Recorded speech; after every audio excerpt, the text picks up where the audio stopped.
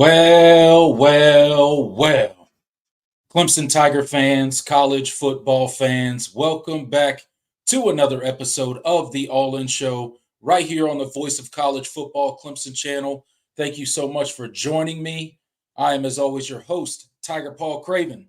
Got my boy Jordan Bowman in the back.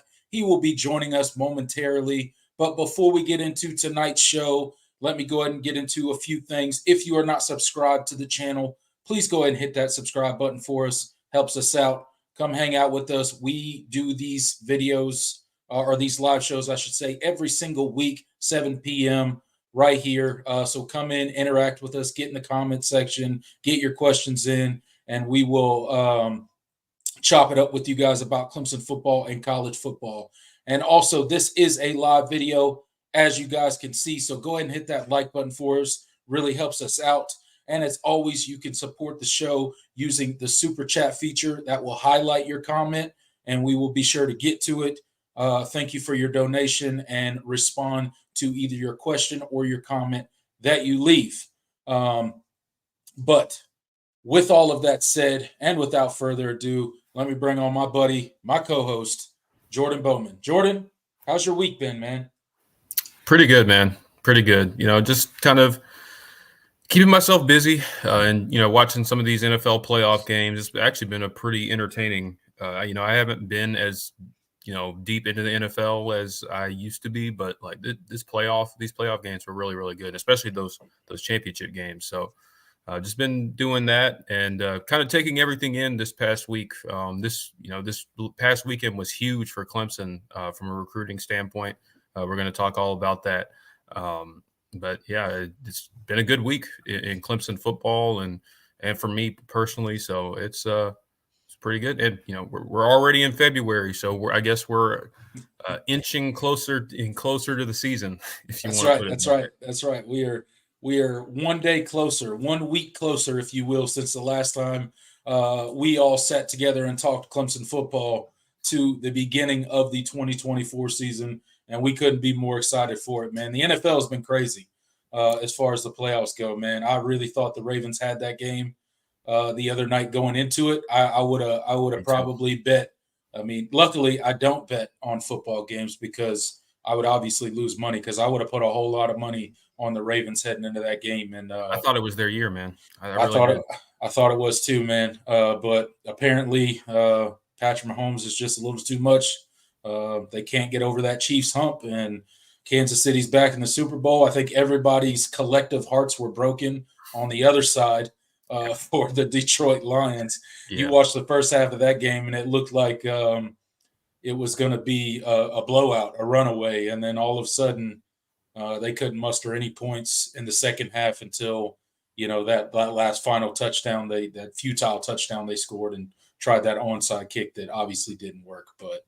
I think everybody secretly was rooting for the Lions. Not that I personally know any Lions fans, but I thought it would have been cool to see them finally get to a Super Bowl. But guess it wasn't in the cards for them either.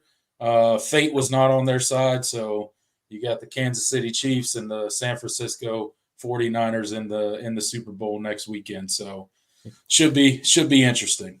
I mean, the good thing is that. Hey, regardless of what happens, another Tiger is going to have a Super Bowl ring by the end of the Super Bowl, and I think at least two. Depending on who wins, I think. Obviously, for the Chiefs side, I think they have Cornell Powell and Justin Ross, obviously, and then with the 49ers, they have Ray McCloud, Austin Bryant, and Cleveland Farrell. So there you go, man. Hey, more Tigers in the Super Bowl. We love. That's right. Hey, either way, Tigers get a Super Bowl ring when this thing's all said and done next weekend. So shout out to all those dudes. Wish them well in their Super Bowl game, although some of them will not be playing. Most of them probably will not be playing. Really everybody but Ray McCloud. He'll be the only one that has any sort of significant role in the game. So but still, wish all those guys well. They are obviously former Tigers, so wish them well in the Super Bowl, and we'll obviously be watching. I mean, I'm not the biggest NFL fan, but I mean, it is an entertaining game. and I think everybody just kind of watches the Super Bowl. So we'll see if anybody got some Super Bowl predictions at the end of the show when we get to the chat section. But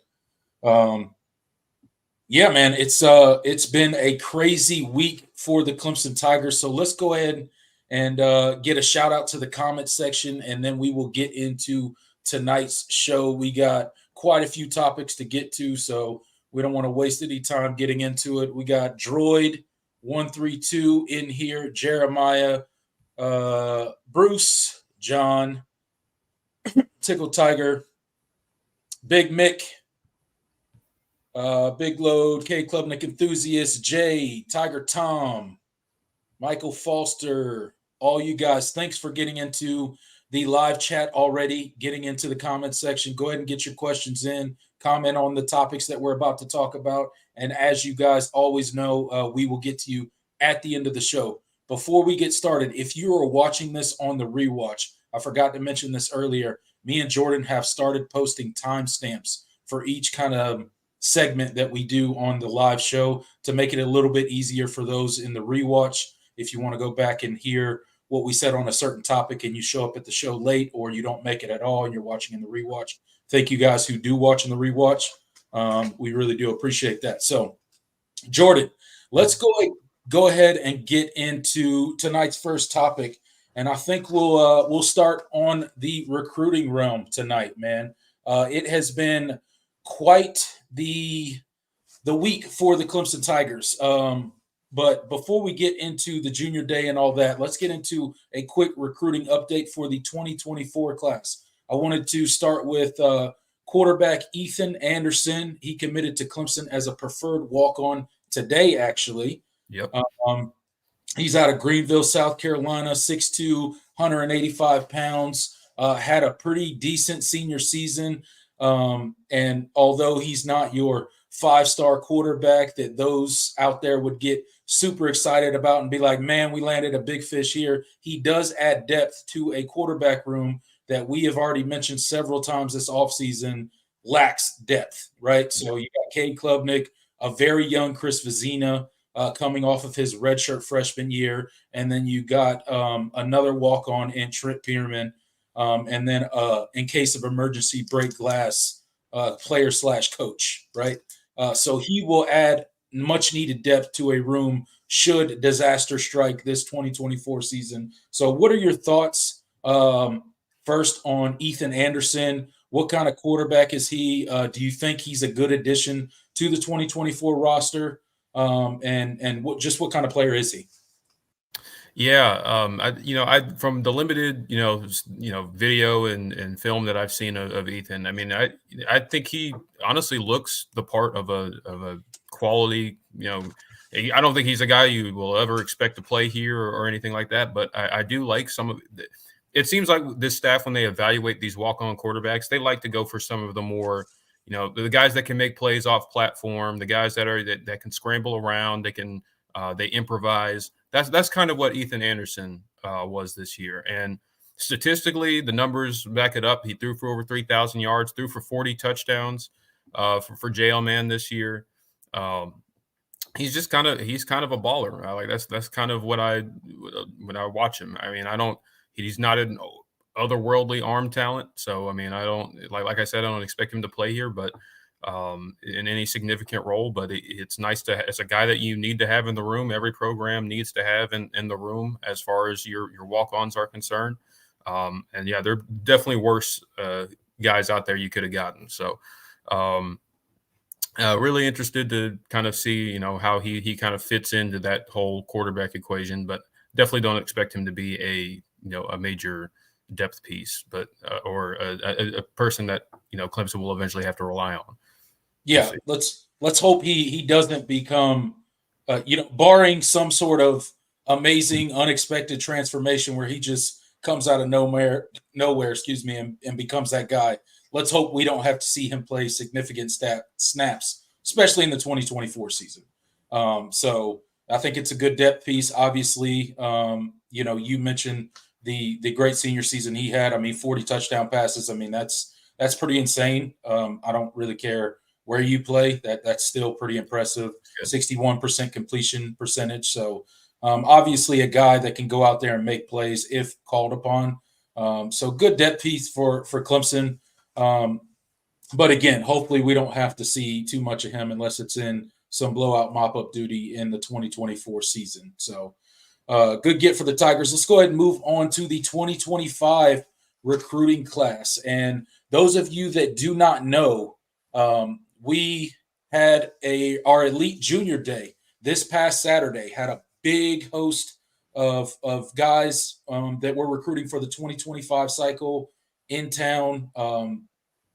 Star-studded roster, heavy on the offensive line side of things. It was clear that there was an effort made to crack into this offensive line recruiting cycle with a bang early. If you guys remember back a year ago, we had 0 offensive line recruits at this point in time in the recruiting cycle. We actually didn't get our first offensive line recruit until way into July. And then we didn't get any more until basically signing day, early signing day in December. So Matt Luke comes in. Thomas Austin is out as offensive line coach. Everybody knows Dabo Swinney brought in Matt Luke. One of the big reasons that he brought in Matt Luke was his ability to recruit. And I mean, he's hit the ground running. He has started with a bang at Clemson. He is flexing his prowess on the recruiting trail, and it started early this Saturday. We didn't find out till Sunday, but they committed on the spot to Clemson, and that is offensive tackle Jalen Beckley. We talked about him a little bit last week. He's out of Addison, Texas, 6'3", 290-pound offensive tackle. Then you got 4-star Braden Jacobs out of Beaufort, Georgia. Big get for the Tigers right here, man. 6'7", 310 pounds.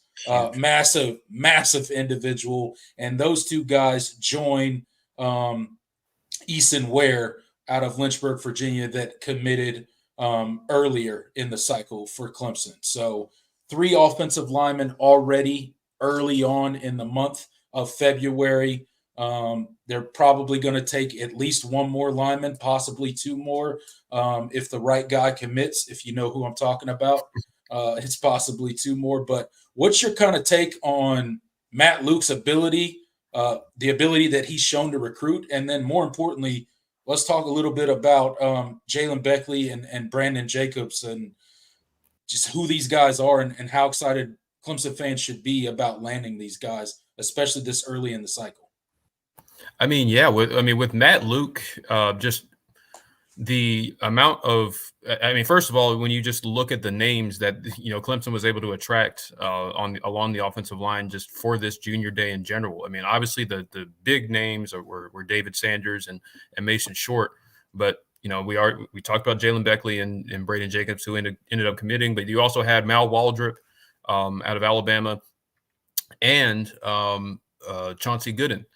And so, 2 more blue chip offensive line talent. Like I can't remember a junior day really ever that had this much talent on the Clemson, on the offensive line, like just all at one time. It's kind of been a revelation just to see. It's like, wow, it's amazing what happens when you have, a proven recruiter and a guy with a proven track record to come and sell Clemson, because, it's like, wow, why weren't we doing this earlier? Why didn't we have a guy like this earlier? But, that's obviously lamenting the past. And it shows. And the recruits, I've followed, what they've said and, their social media. He's a very, very active guy on social media. On Twitter, he's constantly retweeting recruits. He's putting out pictures when he's visiting their high schools, and he's taking selfies in front of their locker and sending them with a funny face on it. He's really funny. It's really cool. I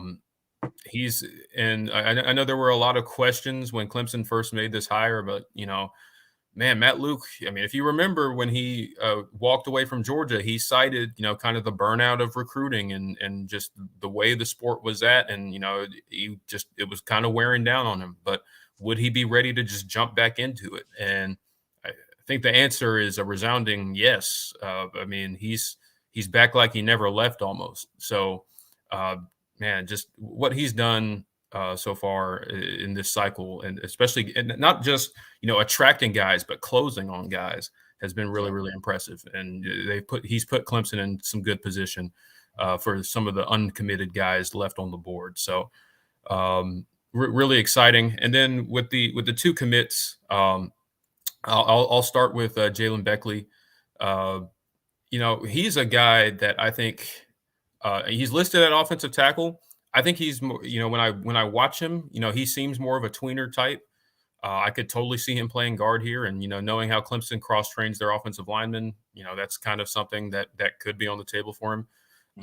But he's a mover, and that's kind of what Clemson has been going off after this cycle. It's been a slow build to try to beef up this offensive line and the makeup of this room. And I think Jalen Beckley is a guy that I think he could play either spot. So I think that's the kind of versatility you want. And I think he could play both positions pretty well. And then, Braden Jacobs, obviously NFL legacy. If you are a Falcons fan, you probably remember his father, Brandon Jacobs. He is a massive, massive human being. I saw a picture. I don't know if you saw it, but I saw a picture of him standing next to Dexter Lawrence, and he made Dexter Lawrence look like he was like a regular guy. Like it made him look like I don't even know. It was pretty just shocking to see. I was like, man, Clemson never really gets guys that big. I mean, you have like really other than Flapjack, Zach Owens, you don't really have guys of that size on the line. And so, and it definitely shows on tape. I mean, he is a massive, massive human being. And I think he's a guy that definitely could. I think he still has some developing to do. I think at times this year at Buford, he struggled at times, just kind of playing with his weight, because I think he's one of those guys that's still trying to figure out his body. But the frame, the size, the measurables, I think they're all there. I really like this take, and excited to see what he can do and what he eventually becomes when he becomes a Tiger. Assuming he signs. Obviously, nothing is set in stone yet. But right, yeah. So I really like these two guys. Really excited about their prospects and just the overall makeup of this offensive line class so far is really exciting. Along with Easton Ware. So yeah, just what a job by Matt Luke. It just knocked this junior day out of the park. We've never had this much momentum. I couldn't say. Already having 11 commits, by the 1st of February is pretty incredible. Yeah, it's absolutely insane, honestly. I mean, we have 11 hard commits right now. As of February 1st, 2024, it's the number 3 class in the country, which, that doesn't mean a whole lot until you start getting later in the cycle. But, I mean, it's truly impressive what Clemson has been able to do on the recruiting trail early on in this recruiting class. You can tell that there's a renewed sense of urgency with that coaching staff.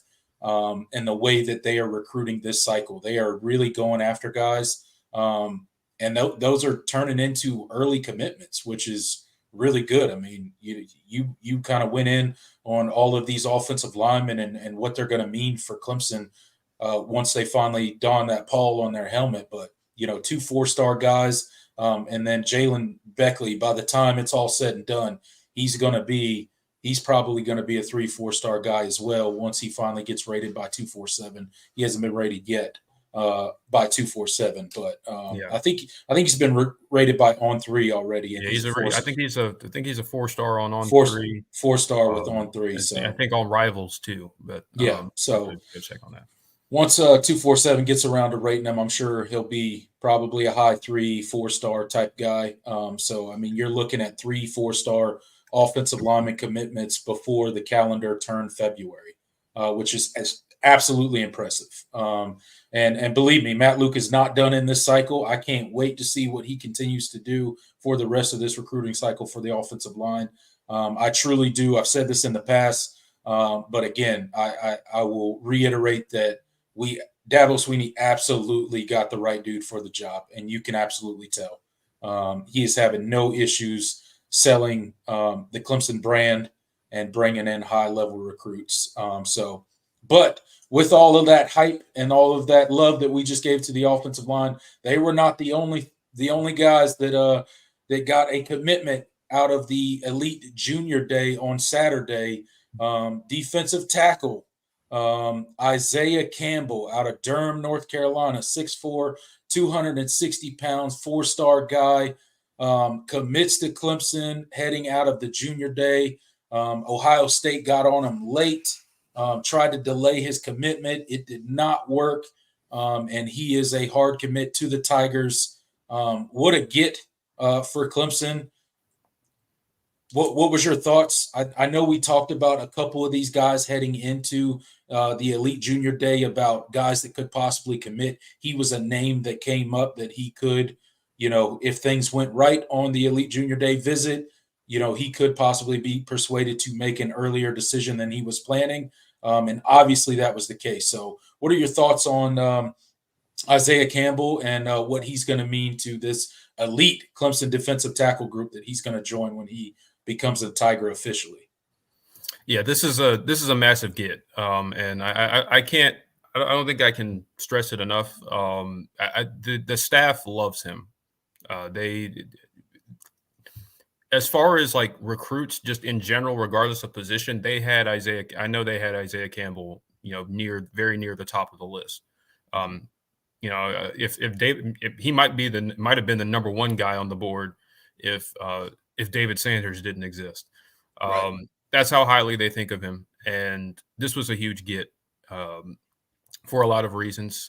Just incredibly talented football player. First of all, I would be surprised if he doesn't get a bump. He has a good rating right now on a lot of the services. I know by 24/7, I think he's a top 70-ish, top 80 recruit. I expect that to go up. I think he's closer to a 5-star talent than anything. I think he's a guy that is still that hasn't even filled out his frame yet, and that's the scary thing. But extremely dominant on tape. That's really what jumps out to me. And he's playing at, he projects to be an interior guy. And he's kind of, he's not even, I think he's only 265 pounds right now. Yeah. I think I totally could see him putting on 30, 35-ish pounds and keeping a lot of that same explosion and power and athleticism. I really do. And so I think this is a really big get. You got him over he had a lot of suitors. He had his choice of guys, but it felt like he kind of knew where he wanted to be. And that's just another big get for Nick Eason. He continues to show why he's one of the best recruiters, if not the best recruiter on the staff. And so, yeah, this is a big get. And, to pair with Ari Watford and Amari Adams in this class, you're shaping up to have another strong defensive line class. And, they're not looking to they're looking to kind of get, load up a little bit on this class because there will be some guys leaving after this year. So you're already off to a great start. You got the number one player in the state of South Carolina, the number one player in the state of Virginia, and the top 10 player in the state of North Carolina. There you go, man. It can't really go any better than that before the calendar rolls to February. Nick Eason is absolutely killing it, has been killing it since he got to Clemson. He's one of those coaches that has an infectious personality, right? Players just want to play for him. I remember seeing, this time last year, him doing mat drills with the guys, way in the summertime last year, doing mat drills with the guys, putting on a helmet and some cleats, and them guys kind of calling him out like, you're not going to do it. And he went through every rep with them. So who doesn't want to play for a coach like that? You spoke to his ability on the recruiting trail. Absolute elite coach. Pay him whatever he wants to stay, please, Clemson. But good things happening on the recruiting trail for the Clemson Tigers as far as the 2025 cycle goes. It's kind of crazy how all this recruiting stuff works, man. The 2024 cycle technically is not officially in the books yet, but it's already on to 2025 and worrying about what's next and reloading the roster for that year. So it's a year-round thing with this recruiting thing. It's hard to keep up with as a fan. I can't imagine what it's like to be a college coach and keep up with all this stuff, man. Along with your coaching duties and your meetings and your film watching and all the other ancillary stuff that we don't even know about. It's got to be pretty insane. But the Clemson coaching staff seems to be doing an elite job closing out that 2024 cycle, and then they just exploded on the scene for this 2025 cycle. So couldn't be more excited. Hopefully the momentum stays throughout the summer. Everybody knows we got that big recruiting weekend coming up in June. That's where you would typically, you talked earlier a little bit about, bringing in all these big time offensive line recruits for Elite Junior Day and how that's kind of a new thing for Clemson. This is that list that you saw. That would normally be like the guys that you would really be focusing to try to get to that recruiting weekend, that big recruiting weekend that we do in June. But, they're already tapping into it early, and I'm sure a lot of those guys are going to be back, hopefully, for that big June recruiting weekend. So tides are starting to turn in our favor, it appears. Absolutely. And I can't remember. I mean, this feels honestly, we remember the string of commitments that Clemson has gotten the past, two, cycles when they came out of that June official visit weekend. You're setting yourself up to have possibly an even bigger splash, just because you've already, just because of the momentum that you've brought from this junior day.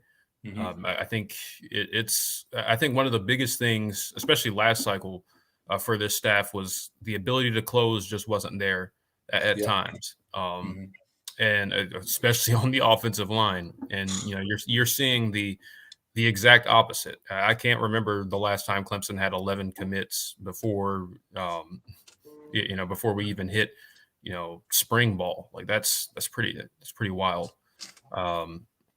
And so I'm really excited about how this class is shaping up. And I think Clemson has put themselves in a really good position for a lot of guys, not just on the lines of scrimmage, but other positions as well. So,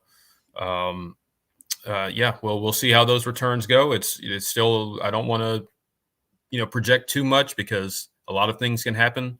But this staff, if I had to give a grade for how this version of the Clemson coaching staff is recruiting so far, they got to get an A. So, we're feeling really good.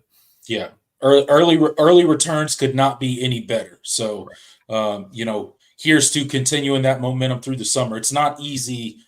Sometimes in recruiting, you get these big type weekends like Clemson just got, and it's hard to sustain that over the entire recruiting cycle for the class. But again, Clemson's got some big recruiting stuff coming up. Obviously, I already talked about the big recruiting weekend in June. So, I truly believe this coaching staff is going to keep the momentum going.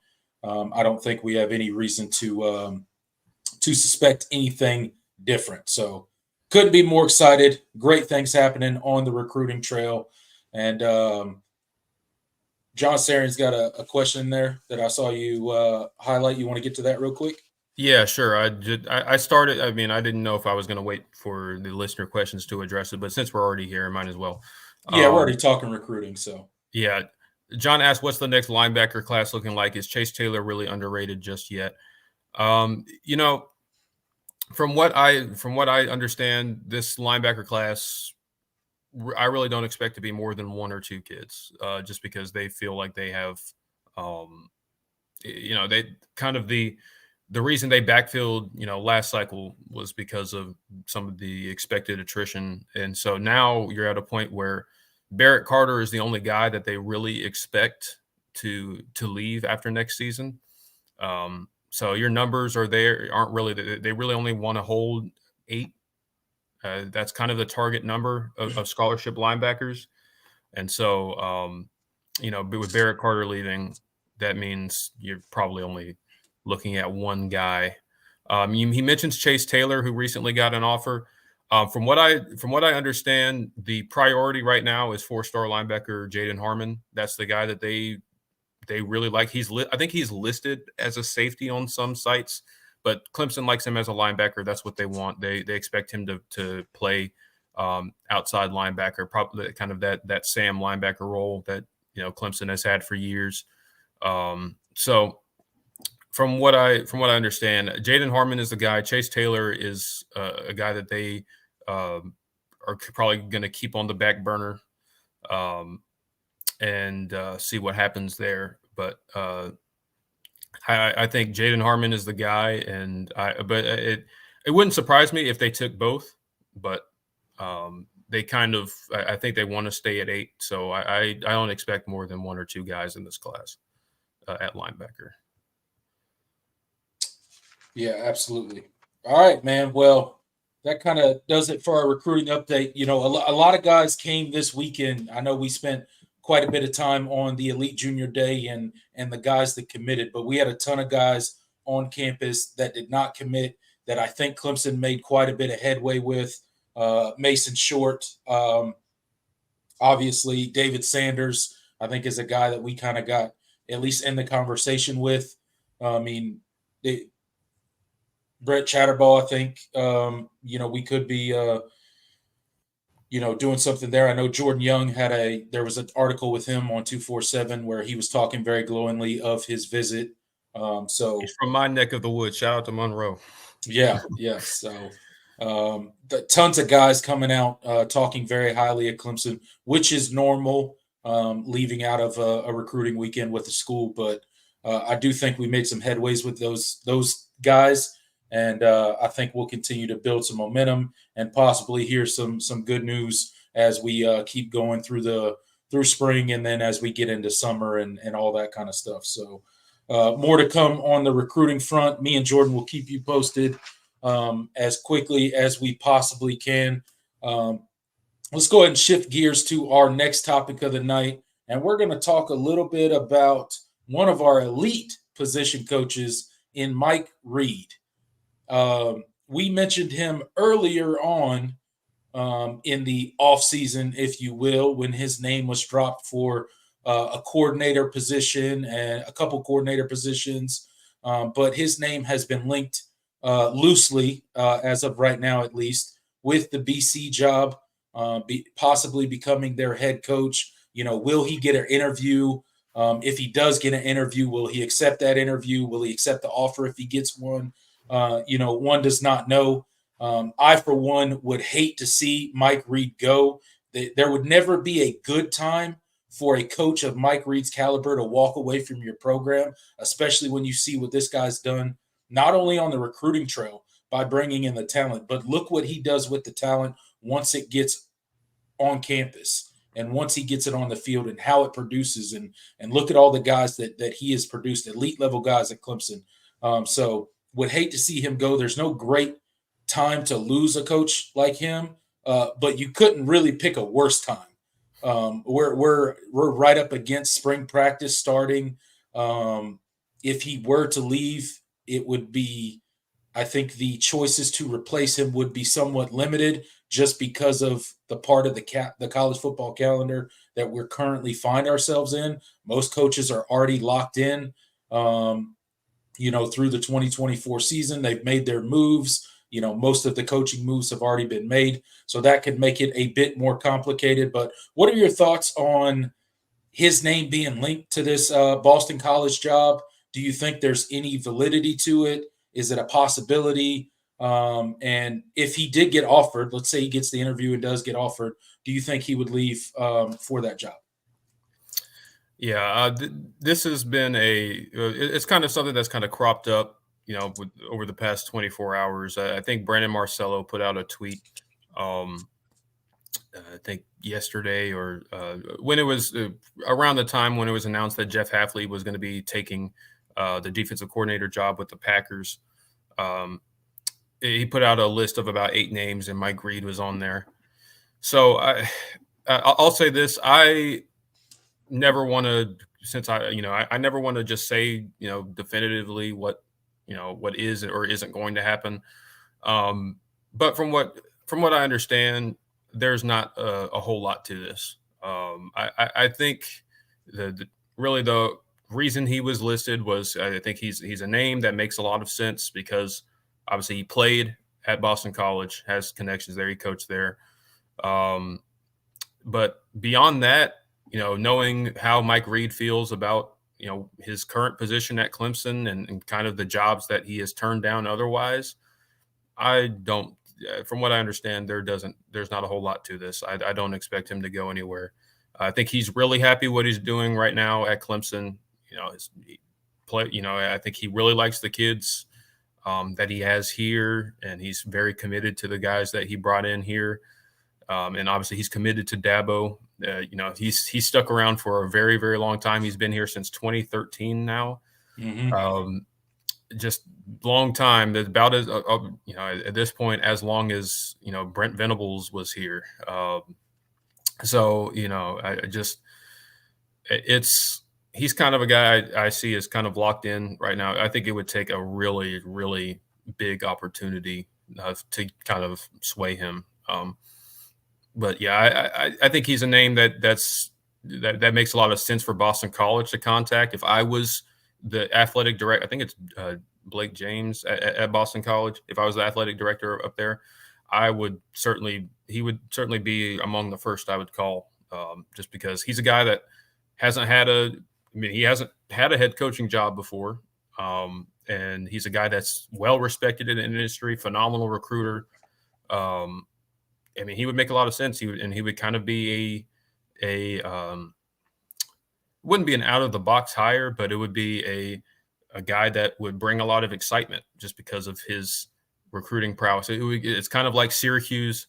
It was pretty like almost exactly like Syracuse hiring Fran Brown from Georgia in terms of just elite defensive back coach, elite recruiter, guy that has won at a high level at the program he was at, and can bring some of that and that recruiting prowess, to a program that struggles to recruit.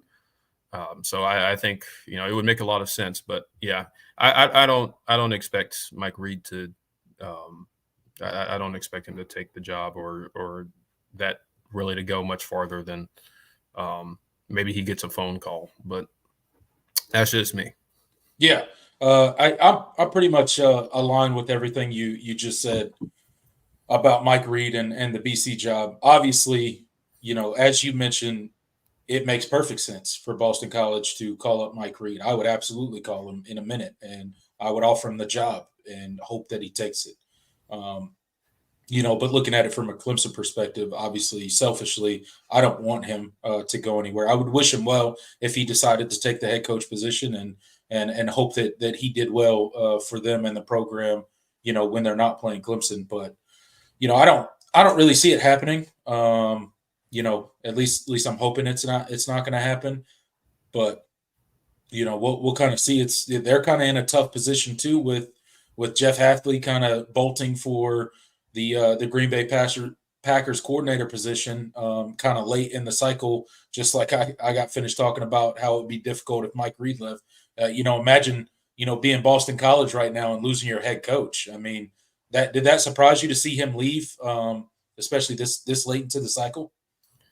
Yeah, a little bit, but not a little bit, but in the same time, no, because I know that Jeff Hafley is a guy that, first and foremost, he's a guy that loves coaching football. And, I think, a lot of the quotes coming out about kind of his reasoning was, just there's not enough time to coach ball anymore.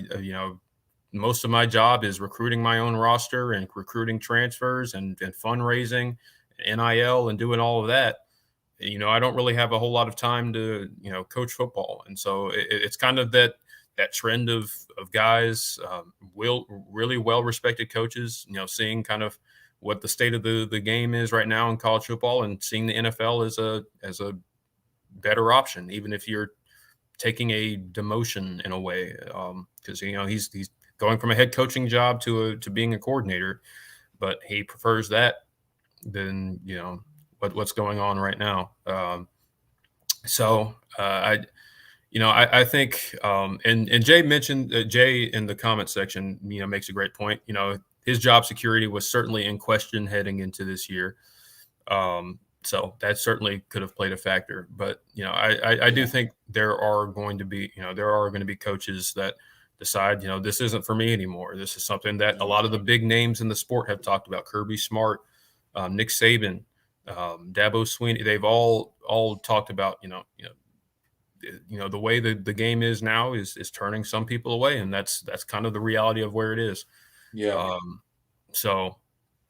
But kind of to steer it back towards Mike Reed. Yeah, I don't really expect him to.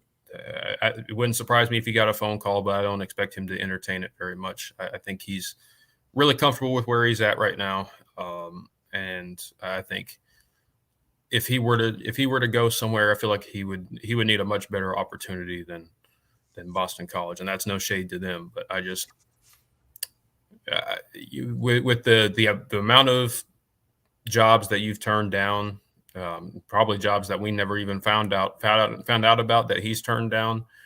I don't see why that wouldn't be the one, unless he really has a deep love for his alma mater. But I don't get like the I don't get like the Brent Venables vibes from him. And then plus with Brent Venables, it was Oklahoma, a college football blue blood that he also happened to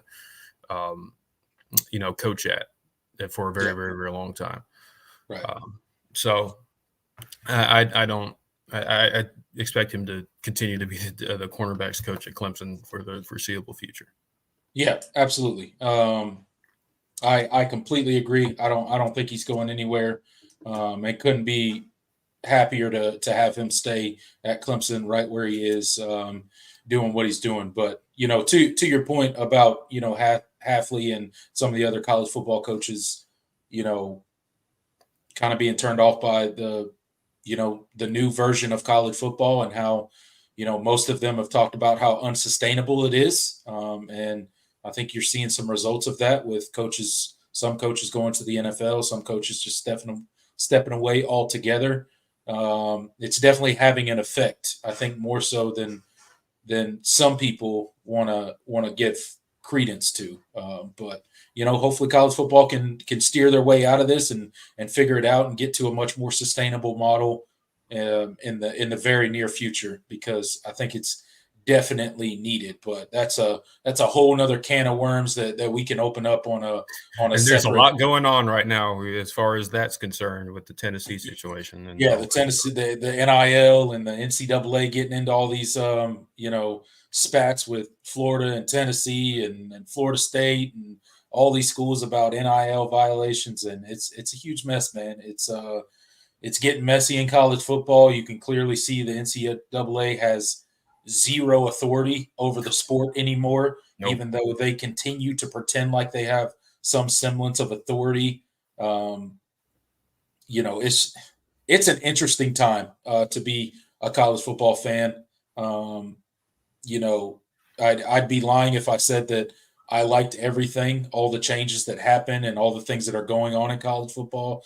But, it kind of is what it is at this point. I'm just hoping and looking forward to the point where we get to the somewhat of the end state that college football is eventually going to head to, know.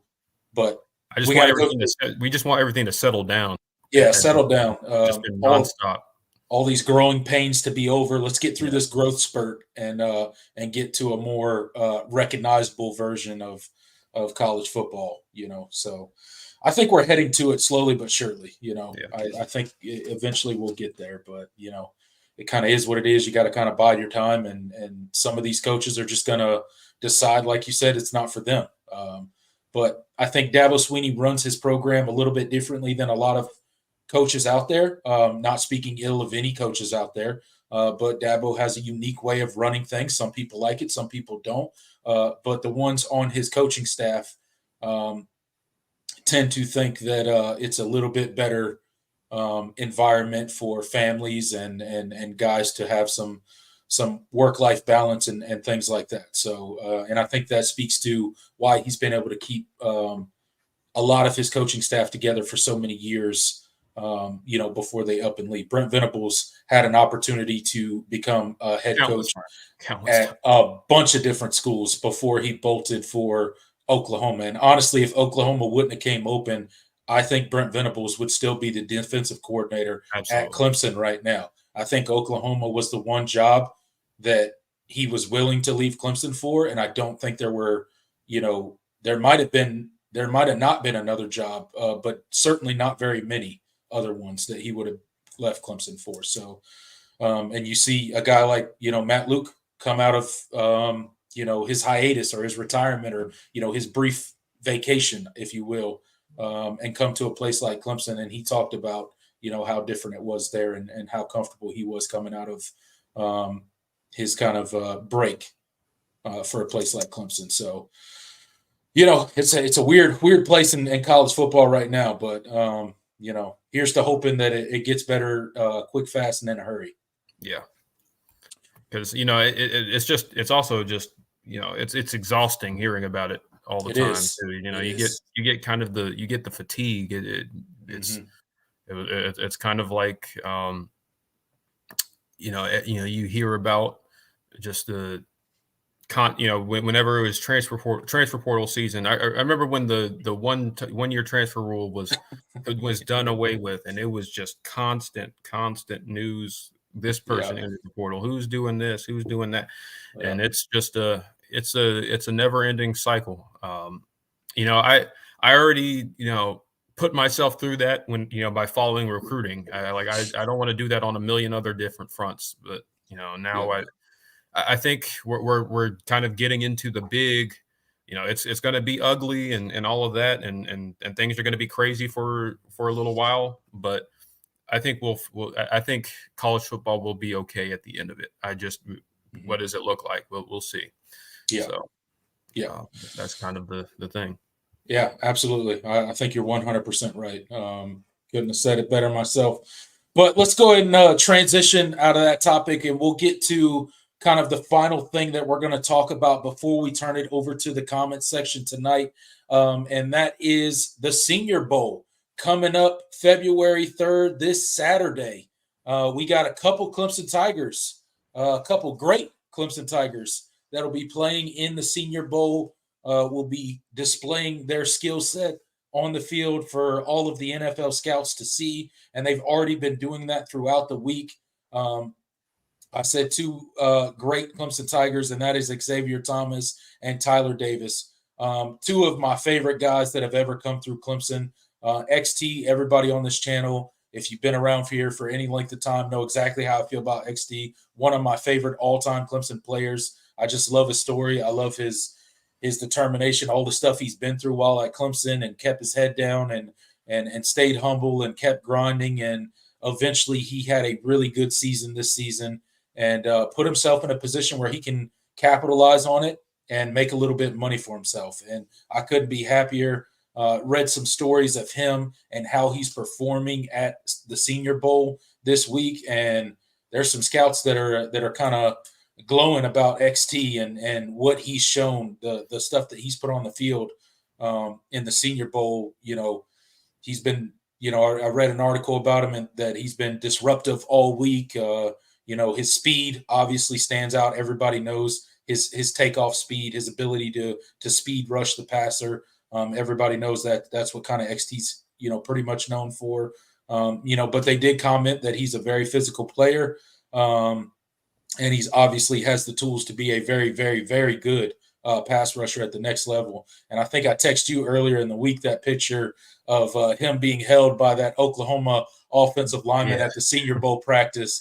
And he had captioned it on Twitter, I guess, that Even in the Senior Bowl, he gets held, and that he needed a special type of jersey that was taped down or secured in some way where he couldn't be held as efficiently anymore. Because if you watch XT at all throughout the season, this man got held more than maybe any defensive lineman I've ever seen.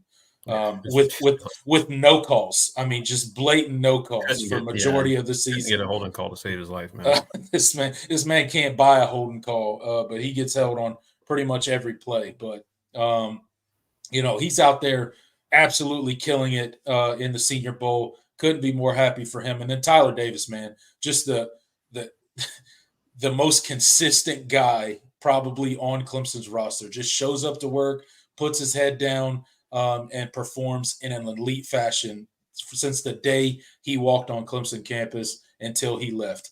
He gave us way more football than I ever thought he would, and I'm very thankful for it. We got a huge hole to fill, and thankfully we got a stable of defensive tackles that can hopefully rotate in there and try to fill the hole that Tyler Davis is going to leave, because this dude is elite, man. 4-time All-ACC player, second team All-American guy in 2022. Obviously, I mean, he's a beast in the middle. He eats up blocks. He prevents. He's really good in the running game. He will collapse a pocket. I mean, he's out there, just doing his thing, doing what Tyler Davis does at the Senior Bowl. Expect nothing less, right? He's got a great motor. He's always putting in maximum effort on every play. You don't ever have to worry about looking at Tyler Davis and seeing him loafing on any plays. If he's out there on the field, he's going to give 110%. So talk a little bit about these guys in the Senior Bowl and kind of how you see them transitioning to the NFL game. Yeah. Both of them had really strong weeks from what I saw. I think Xavier Thomas, did the most to help his case between the two. Just showed really, really, eye-popping bend and speed off the edge. He was like, I saw so many clips of him making guys look absolutely silly. It was pretty fun to watch. And it's something. It's like, man, if it just makes you wonder. It's like it makes you think about his career and all the setbacks that he had, and you're like, man, if he just had a normal career, like what he could have been. But I think he's going to. I think he's done a lot for his case. I think the concerns are going to be there because of the injury history and all of that, and kind of the struggles at times of his career that he'll have to have those questions answered. But I think he did a lot. He was a big standout from everything I saw, and I think he did I think he's a guy that probably didn't project to be a particularly high draft pick, but I could totally see him, sneaking into day two somewhere, and especially if he has a good combine performance, I think he's a guy that will have a lot of intrigue. And, with Tyler Davis, I think he's a guy that I think he's shown tremendous consistency throughout his career. You named the accolades, just really dominant. I mean, he had a really good, quietly dominant year this year. Didn't talk about him much because, obviously the statistics aren't always gonna be eye popping when you're a 3-tech. But I think he's going to be a really, really good football player. And I think the question for him, I think, is going to be not the same as XT, but Tyler Davis, he did have struggles with injuries and his medical history. And so that's something that when NFL draft scouts are evaluating him, that's going to be something that's they're going to have questions about. So that, and I think that those are the things that are really going to hurt, that could possibly hurt them. Cause I think their play on the field, I think they are absolutely really quality, day two type guys. So we'll see kind of what happens. We'll see how the combine goes and all of that. The third notable Clemson defensive lineman that entered the draft in Rukaroro, he wasn't at the practices. He was expected to be, but I still haven't gotten any sort of clarification on what happened there. Yeah, somewhat of a surprise there. That Yeah. was. I don't know if maybe he was injured or what, but that's what I would guess. But I think he's a guy.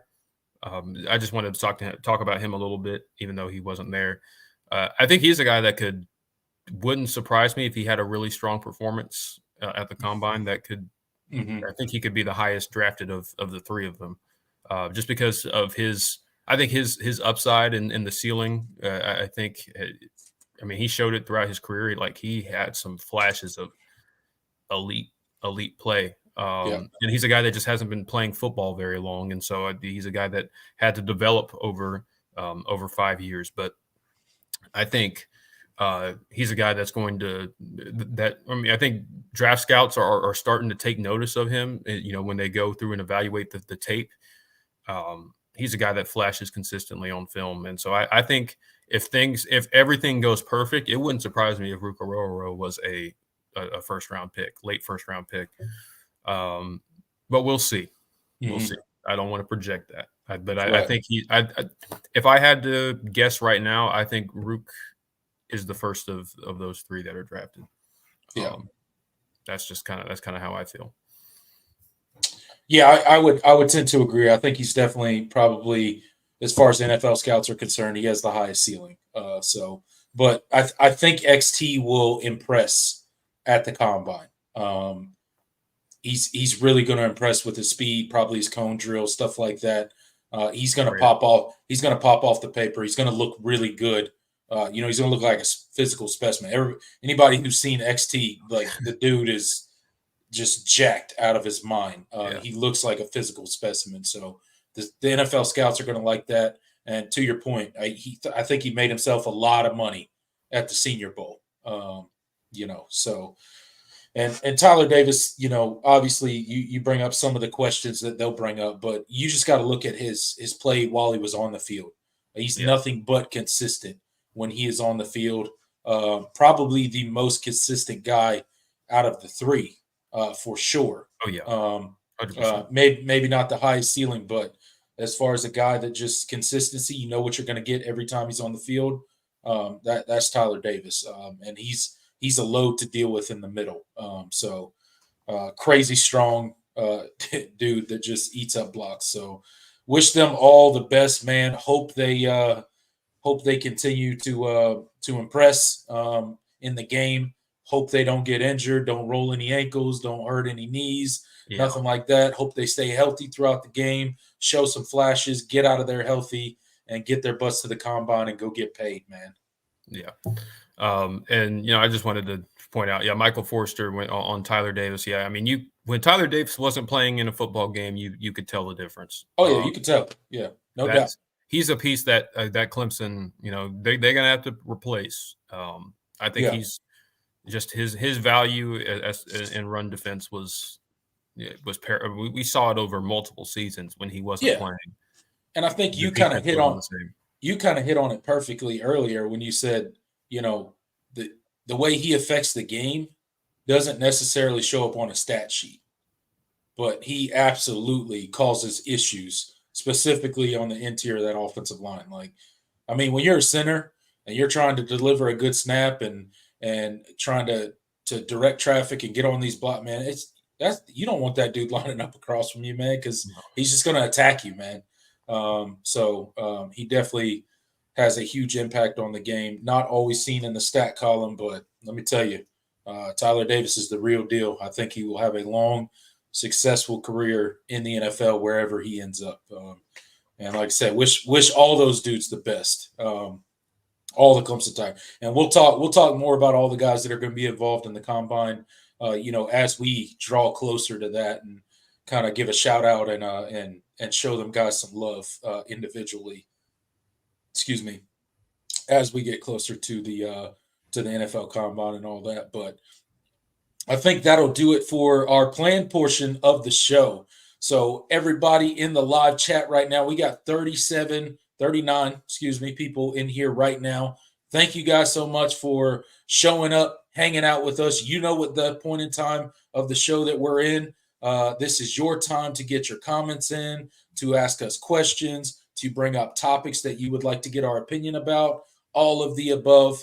Now is your time. So you guys have that time now to get your comments in and your questions in. And me and Jordan will chop it up with you guys for a little while, and then we will get out of here. Watch the Senior Bowl on Saturday, and then we will see you back here next Thursday at 7 p.m. for the next edition of the All In Show, guys. Appreciate all of you guys stopping by. Absolutely. Let's see what you guys are talking about. What you guys got tonight? Jay asks, wish we had one more year with XT to see what Rumpf would do with it. Yeah, that would have been cool, but it was time. It was time for him to go. He had to dip. Unfortunately, yeah. No seventh year for you. But I would have loved it. But yeah, that would have been fun to see for sure. John Sarian says Chris Rumpf can prove himself by getting Cade Denhoff to the next level and getting Zaire Patterson out of the doghouse, at least in my book. Yeah, I mean, and I think that would do wonders for, Clemson as far as just where they're at the edge position, because now all of a sudden a position that had a ton of question marks, you have guys that can step up and play at a high level.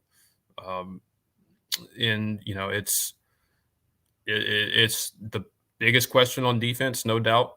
And if, Chris Rumpf can come in and get these guys ready to play just in one off season, that'd be a pretty good, feather in his cap as far as his track record. And, we've seen him, he's been at Clemson before. We've seen the production he's gotten out of Clemson edge rushers in the past.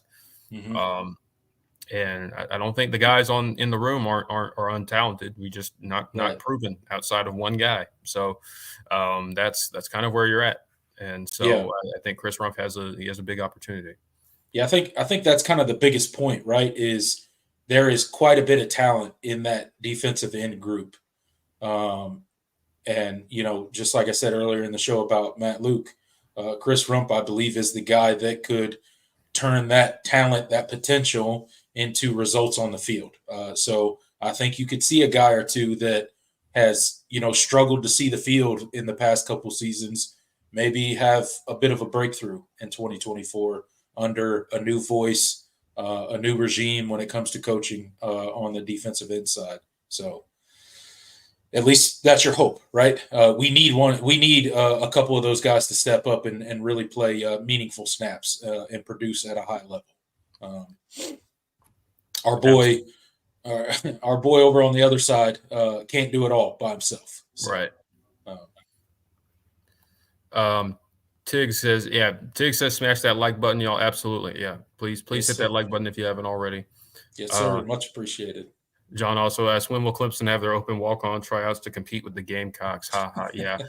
I saw that. That was pretty funny. They I don't know if you saw, but I don't know if they posted it on their Instagram, or other social media, but I know on Twitter they posted a graphic, announcing walk-on tryouts and stuff like that.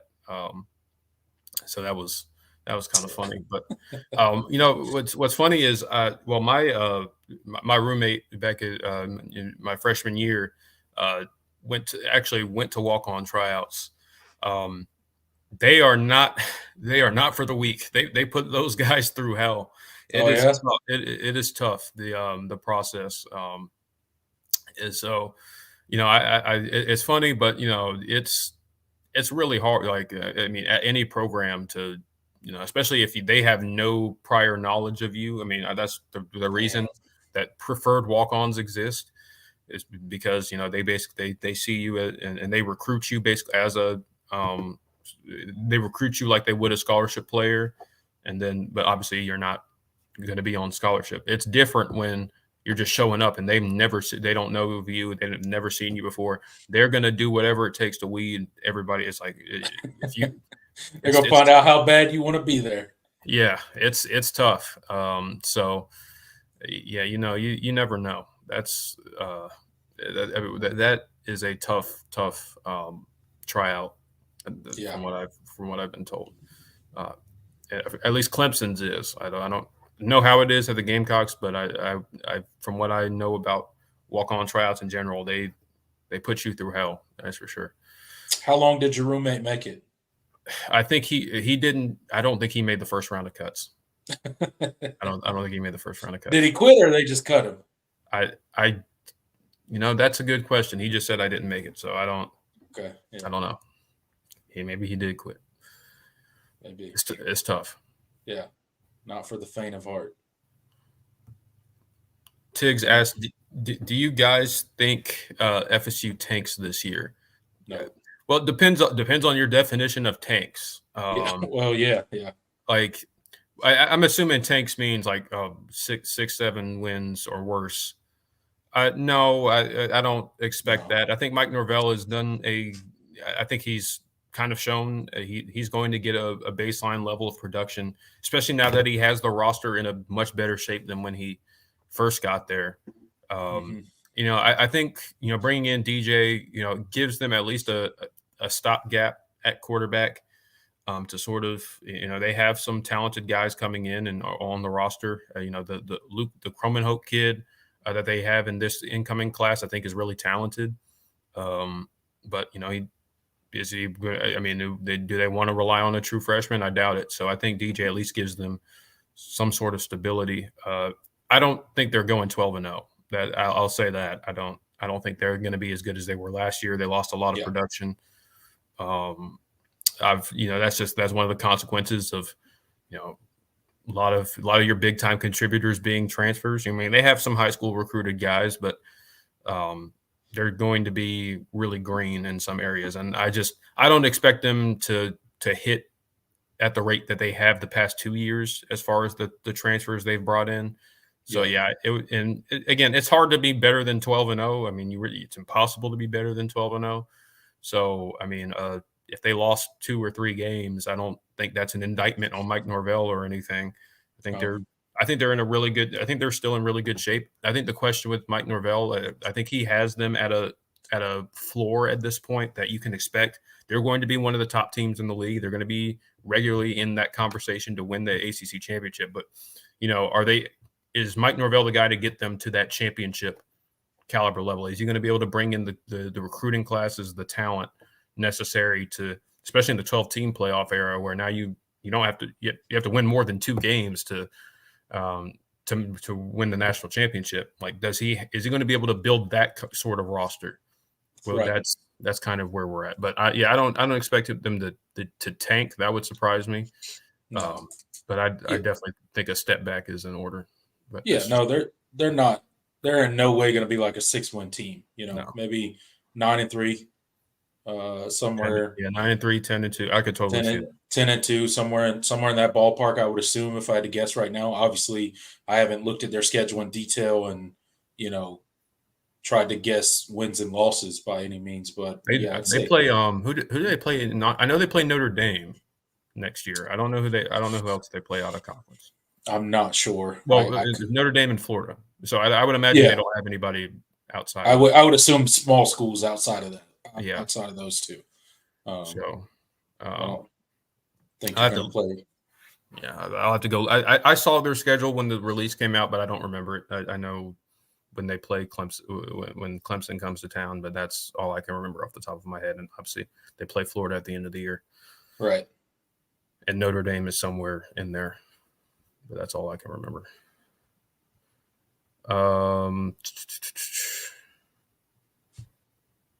Jay asked, do you see our current offensive line bodies changing with Matt Luke now on staff? Well, I think, yes, but I think that's something that's been in motion for a while. That was something they were trying to do when Thomas Austin was the coach.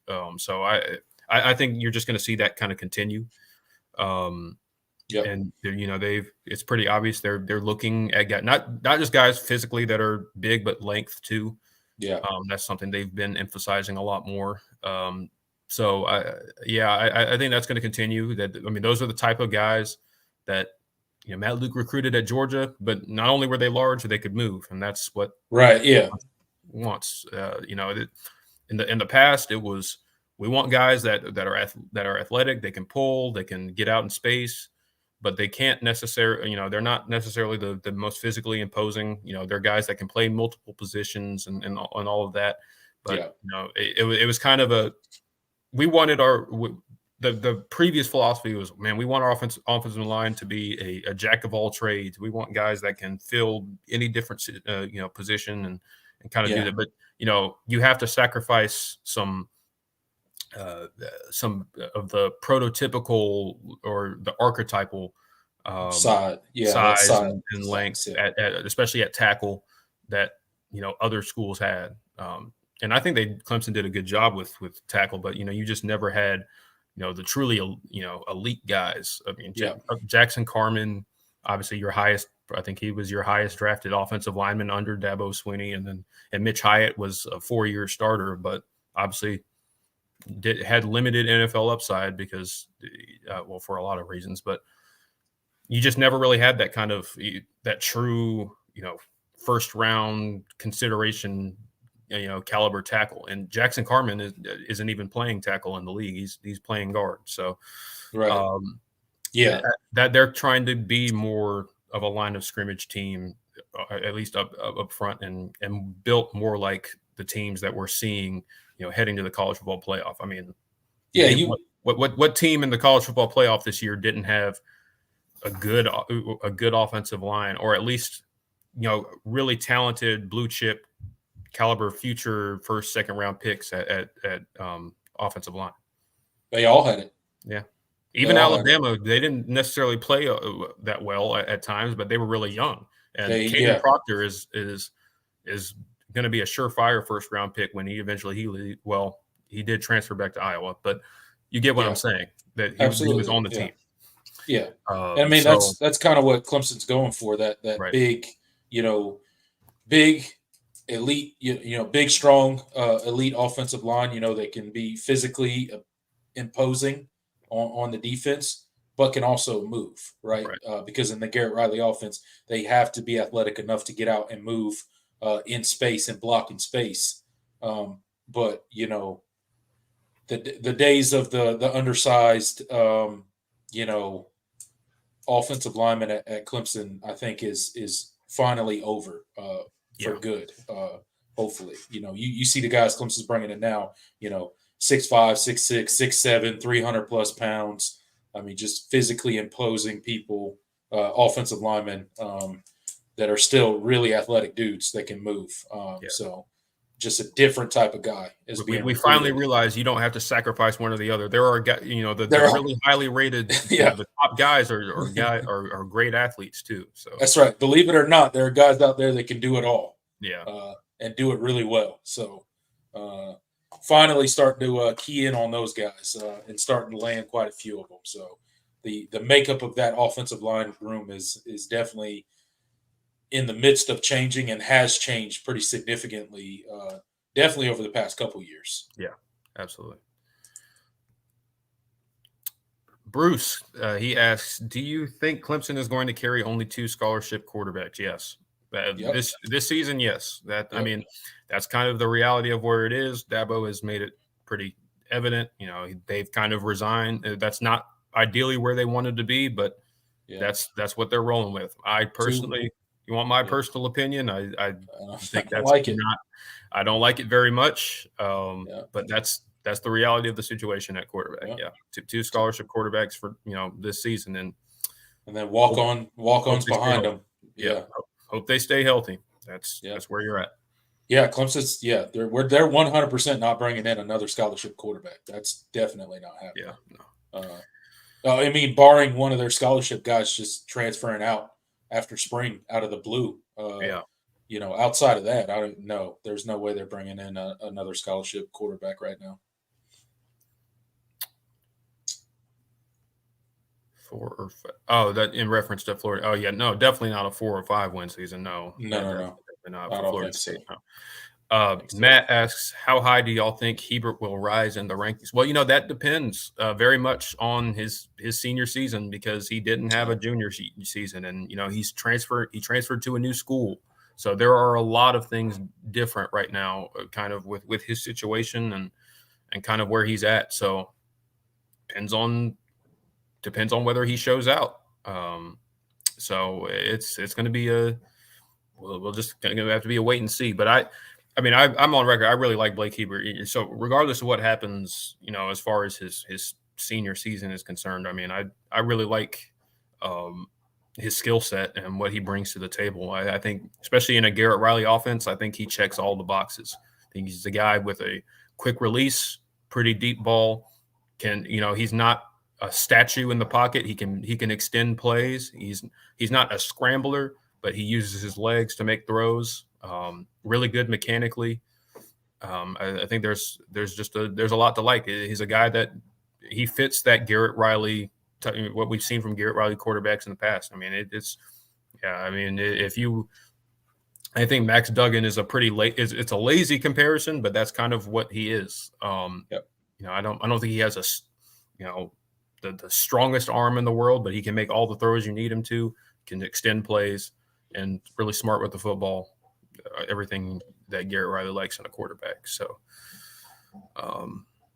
I think if Hebert has a big year, he's definitely. I think the recruiting services, a couple of them have him fairly high. I think On3 has him as a top 10 quarterback in the class. I think number 8.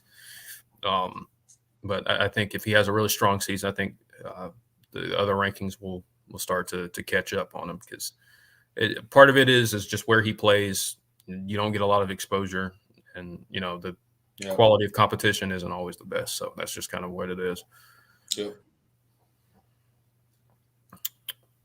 Guys talking about Florida State, FSU 8-4.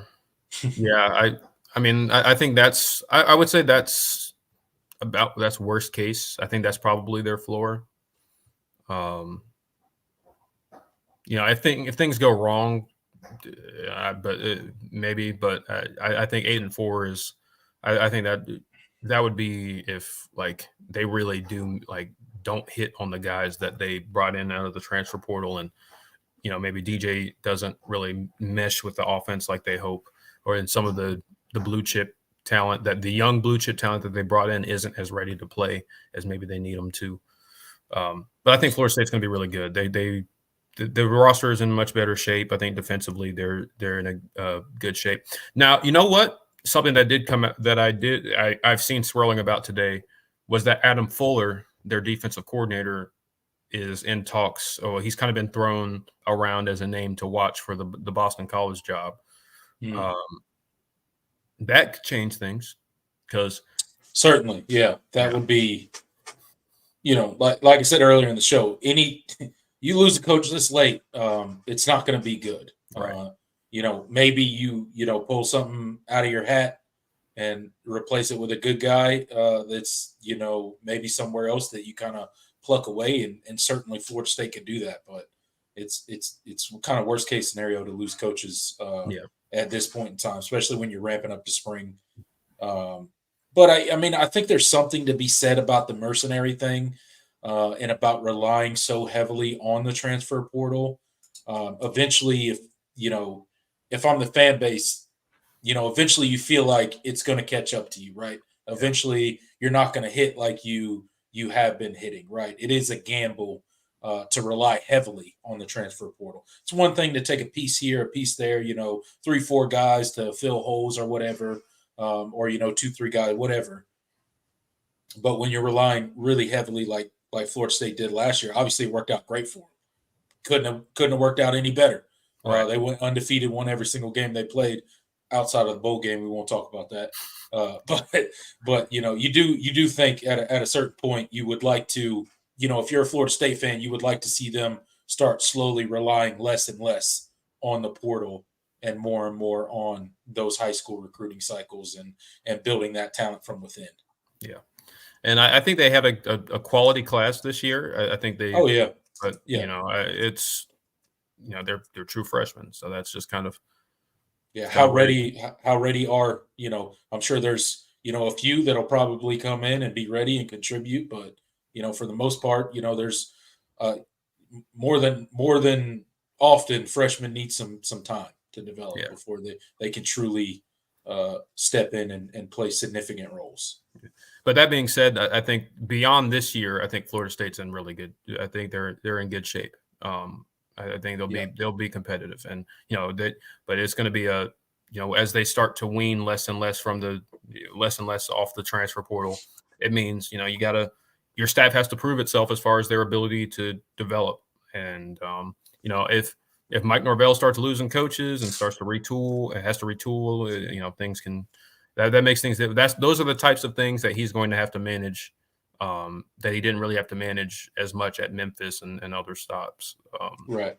Yeah. So, but we'll see. I mean, we'll see. That's kind of the big question. And with conference realignment and everything going on, there's a lot of stuff that can play into as far as Florida State's future, but as well as Clemson's. Certainly.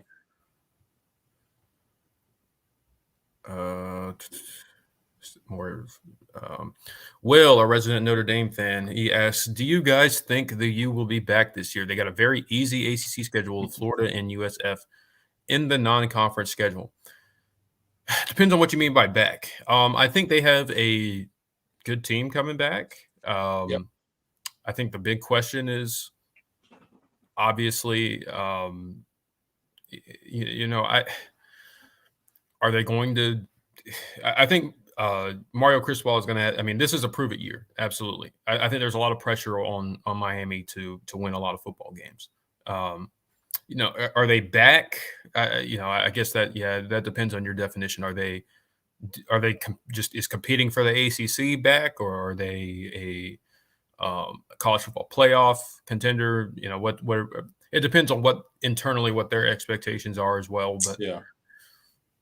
I think they could. I'm in believe it. I'll believe it when I see it mode, because I thought Miami was going to take a significant step forward this year, and it didn't really happen. And that sounds like salty grapes because they beat Clemson, but they over the course of the year they were not.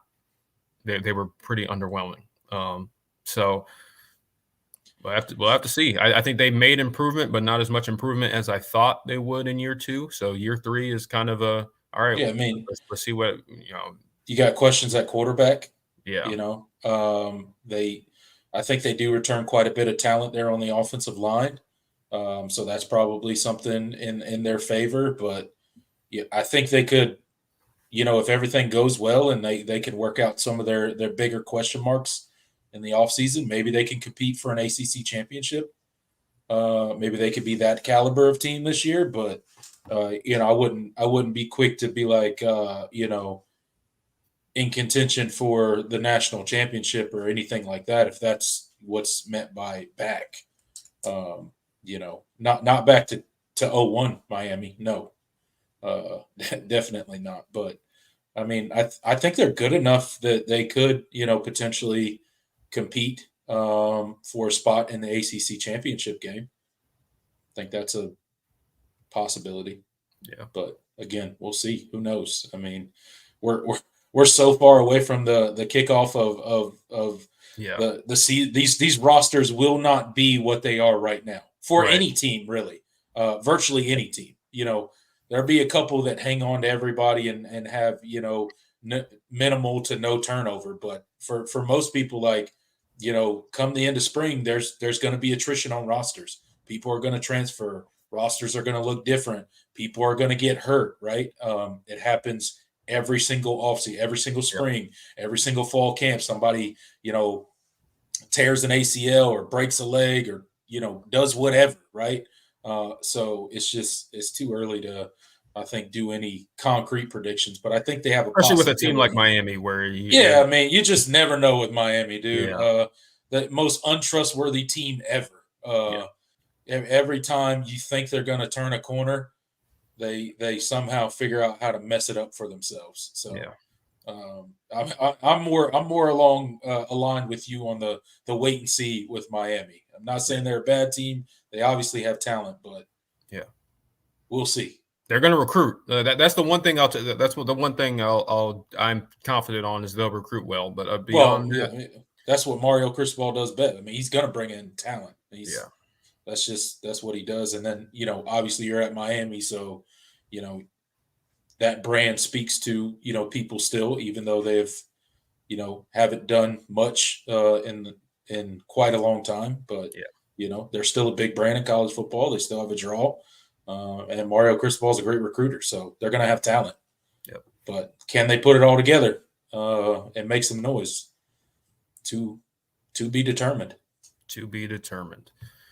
John asked a good question about Isaiah Campbell. He says, do you guys think Campbell will be able to put on 30 pounds so quickly? I see he was recruited by both Eason and Rumpf, which is why I wonder if they start him off maybe outside, moving to inside eventually. I guess it depends on where he's at, after his senior year.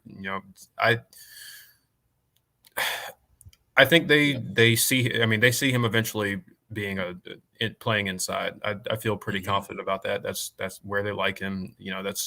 But I think he's a guy that has positional versatility because of his athleticism. So, it wouldn't surprise me, but it depends on where he's at.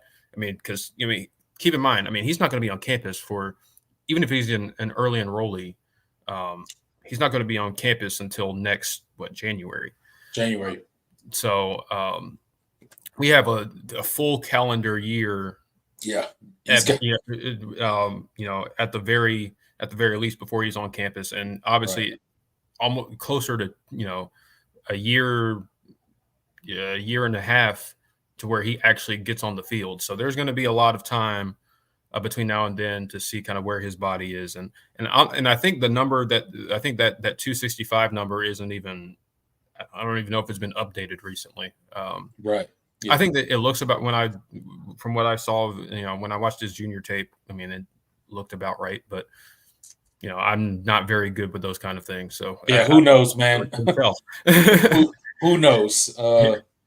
But regardless, once he gets on campus, obviously they're going to get him in the strength and conditioning program. They're going to put weight on him for sure, and they'll have a really good plan, especially if he's an early enrollee. They'll have a really good plan on how to put that weight on him in a good way. You don't want to just put weight on just for the sake of, I need to gain 30 pounds as quick as possible. It's got to be good weight that he can carry and doesn't take away from his ability on the field. Absolutely. Whew, man, we got the questions flying in. Let's see. I get questions. Michael Forster asked a good question. Does Matt Luke put a first rounder in the draft in the next 2 years? Whew, wouldn't that be nice, dude? That would be nice. Man, that's a tough one, Michael. The next 2 years. Let's see. So, the guys that you would have potentially going into the draft in 2 years, Colin Sadler, Mason, Harris Sewell. You said you still have former 5-star Tristan Lay, but Blake Miller. I'm going to lean towards no. I don't think so. I'm going to lean towards no first, because that's just such a hard. The guys you have right now would need to take a significant jump. But I think the guys that you could potentially be bringing in the next, this cycle and in future cycles, I think that would be I'm gonna lean towards no, because we don't have anybody right now that I feel confident is going to take that significant of a jump to where I'm like, that's a first rounder, maybe second, third, possibly for some of these guys, but I think you would really have to see some maturation. Significant maturation from one of these guys, and they have upside. This offensive line has talent and guys with upside, but that's such a hard, and the offensive line is such a hard thing to project. I'm going to lean towards no, just because I don't want to put that expectation on him yet, because these aren't guys that he recruited at the end of the day. Right.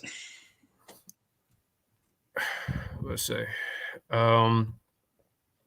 Jay asks, would you rather play our tougher conference games, NC State and Florida State, early or late in the season?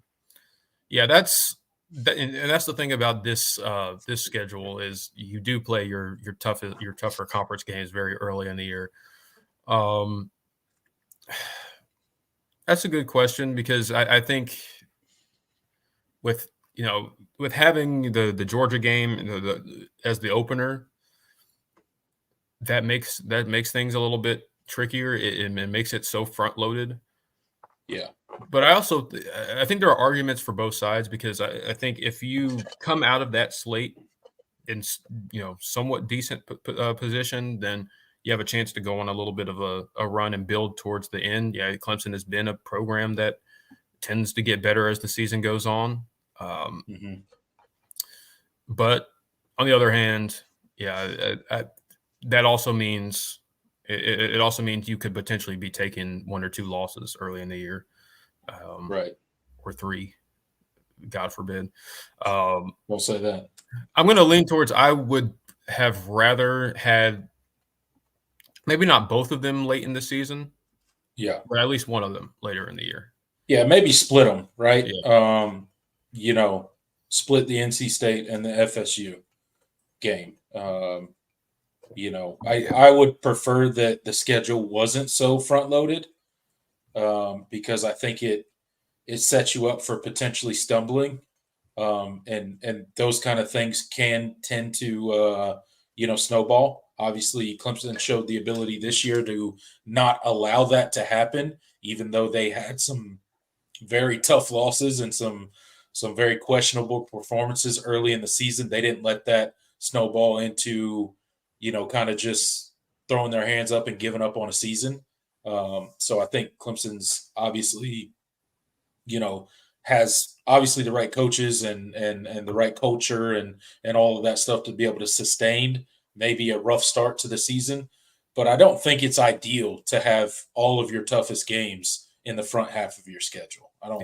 I think regardless of what team you are, whether you're a Georgia or an Alabama or, name whatever school you want, it's less than ideal to have them all grouped together, specifically in the front part of your schedule. Just like I think it wouldn't be beneficial to have them backloaded, Right. to your schedule, because then you have the potential to go through an entire season and, lose some people to injury and maybe not be as healthy, so it's a give and take, man. It could really go either way. But and on the other hand, I do think there is something to be said, because I think with NC State and Florida State in particular, these are 2 schools that are going to be starting new quarterbacks.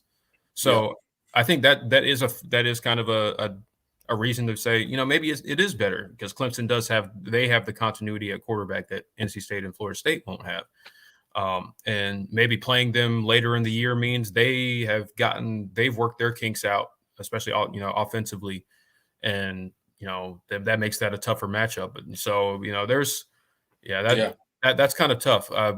But I think that is something that is a bright side of having those two teams early, is that NC State, starting Grayson McCall, and Florida State starting DJ Uyunglele, these are 2 guys in completely new systems, having to kind of figure things out. And, that makes things it also means you have less tape, but it also means that those guys are not, as settled in. So that's one of the things you just don't know. Yeah, absolutely. Unleaf for Families asks, with so much talent and potential going into the wide receiver room this year, how do you see the playing time splits? Who has a surprise season? That would be an interest. I think that would be something we could do for a later show,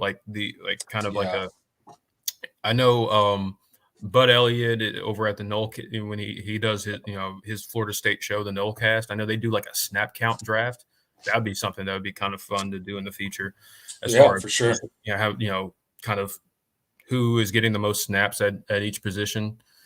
That would be something to kind of dive into. I think it would probably be tougher to answer that first question right now, but I think the second question, a surprise season, it's when you look at the makeup of a wide receiver room, it's a lot of guys that have had sporadic moments of of brilliance or great play, and then periods of where they didn't show up as much, or they were injured.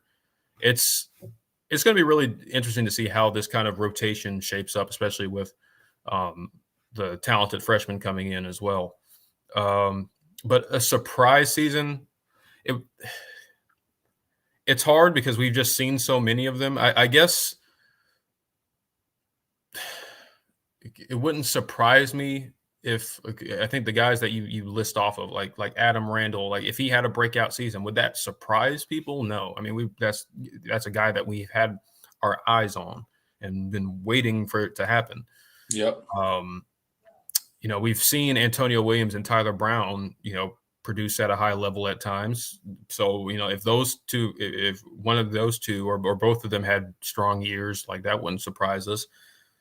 Is it Troy Stellato? But I think he's an obvious guy because you saw him flash at times. But yeah, and if you watch games, you saw him running wide open a lot. He gets separation. I guess the answer for it to be a surprise, it would have to be somebody that's just completely, I think, has almost completely fallen off the radar right now. And I guess the only real candidate for that would be Cole Turner. Yeah. It's just Cole Turner. Yeah.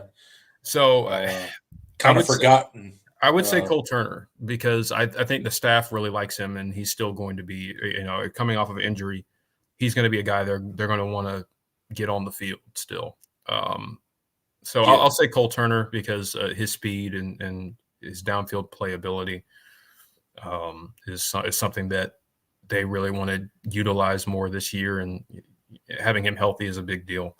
So I'll say Cole Turner, but there's just so many. This entire wide receiver room has been a group of guys that had spurts of oh man, there's the talent that we've been talking about so long, and then you have moments where it just doesn't show up. Some of that has been on the quarterback, some of it's been on the offensive line. Yeah, it's kind of been the story of Clemson's offense this season, was just not everybody being in sync. It'd be nice to see Adam Randall come out and have a consistent year. Yeah, not even like I'm not saying take over the world and have 1,500 receiving yards, right? But just come out and have a really consistent year. Be a 1,000-yard guy. I think he's fully capable of that. I mean, you saw. He showed kind of some of his, potential at flashes this season, especially in the bowl game. He showed what he could do there. So, I don't think it'd be a surprise if he came out and was a big-time player in this offense this year, but I would certainly like to see it, especially with how he was talked about coming in before he had his 2 surgeries. Absolutely, yeah. We have a super chat from Big John. Yo, first super chat of the day. Thanks, Big John. Appreciate it, brother. We appreciate it. And guys, and I just want to establish this for the listener questions. Since we have so many, super chats kind of get to the front of the line. So it's a good way to, if you really want your question to be read, to hit that super chat button, as Big John has done. We appreciate the $5. He says, TPC hat fun. Can't have a hat that says Columbia on it ever. I guess that's a good point, but I was obviously it's not that Columbia. Yeah, I got you. Tracking, picking up what you're putting down, Big John. Contribute to the TPC hat fund, so I can get rid of this Columbia on my hat. I have like 5 or 6 that I go through on the rotation on these shows. So that's kind of what I do. But none of them have Columbia on it. Yep. I got a couple. I got an orange one just like it too. So I guess I got to retire that, according to Big John. Yeah, you might have to. Y'all gonna have to help me. Need the hat fund. Let's fire it up. All right, let's see. Let me make sure I get questions.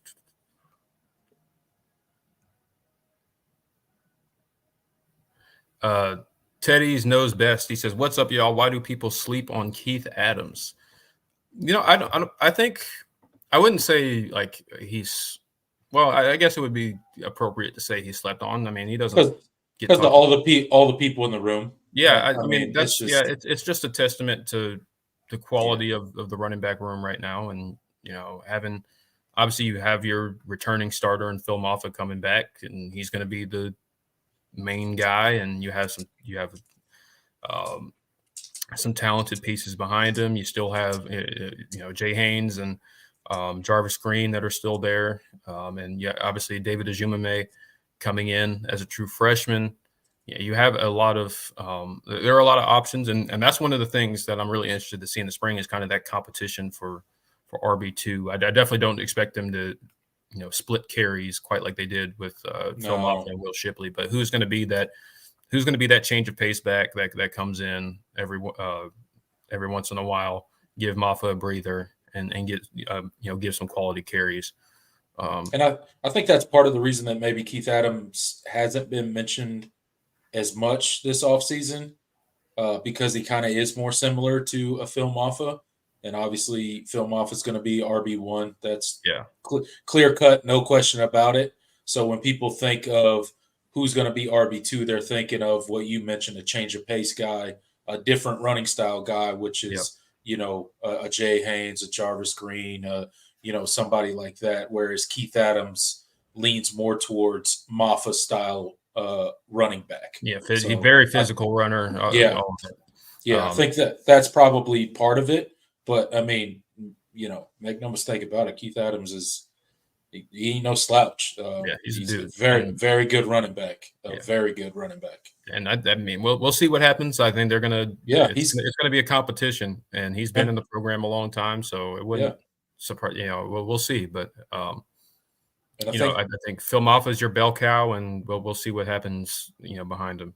Yeah, and all those running backs have a huge opportunity come this spring. I mean, they should all be, chomping at the bit for spring practice to start, because obviously they're not going to be RB1 unless something, unfortunate happened to Phil Maffa. But I mean, they should be chomping at the bit to secure that RB2 spot, because, to your point, they're not going to split carries like, Maffa and Shipley did, but they'll get significant carries throughout the season if you're that number 2 guy. But if you slip down to number 3 or number 4, you may not see the field very much outside of blowouts. So it's gonna be gut check time for all those dudes to really be competing for that second spot. Tiggs asks, y'all think Bill Belichick would go to Boston College as a head coach? No. I don't think so. That'd be funny, though. Yeah. Jay says, I'm sort of expecting 1, maybe 2 receivers transfer out after spring due to playing time. Thoughts? I mean, that's certainly on the table. I mean, that's kind of the reality of where we're at in college football. It wouldn't surprise me. We're losing somebody come the end of spring. There will be more than one probably that transfers out. Will it be receiver? Maybe. Will it be some other position? Maybe. I don't know where it's going to be, but it wouldn't surprise me. I don't have any inkling or knowledge of anybody right now that's considering transferring, but obviously that's something you always in this era of college football you always have to be mindful of. But absolutely, I'd be more surprised if we went through the transfer portal cycle after spring and there wasn't someone that transferred. That would surprise me more than seeing somebody transfer out. I don't know. It's just the day and age we live in. You're not gonna.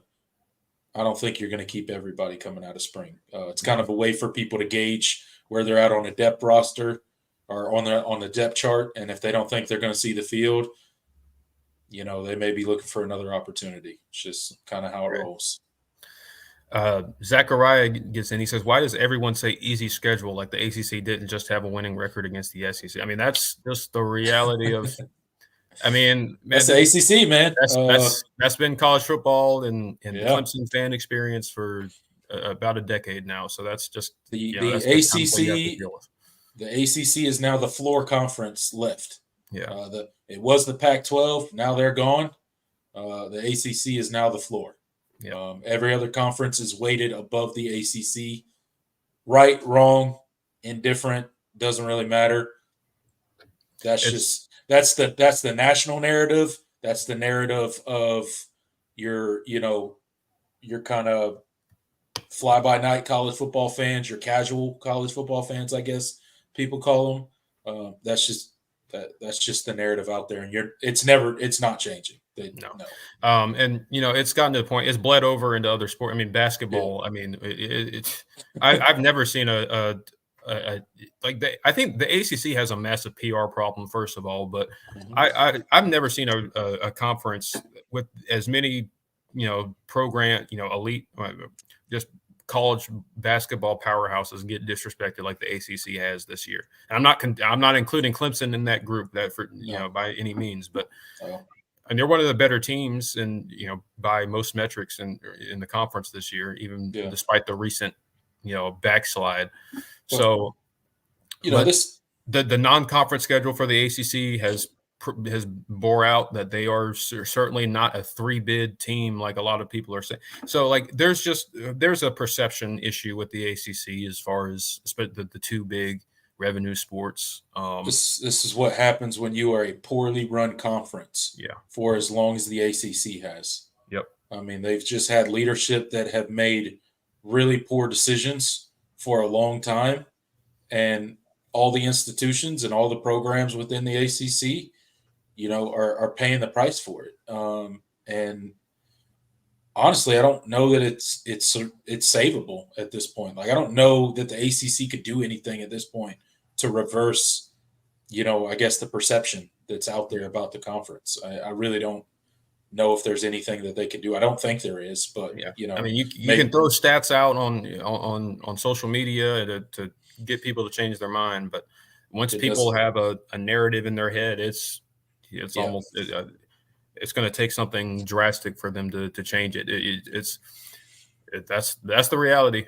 That's where and agree or disagree with what happened to Florida State in the college football playoff this year. We won't get into it or hash that out again, but I mean, that hurt the conference. That hurt the conference majorly. Yeah. I mean, if you think that that's not going to affect the ACC and the 12-team playoff, you're crazy.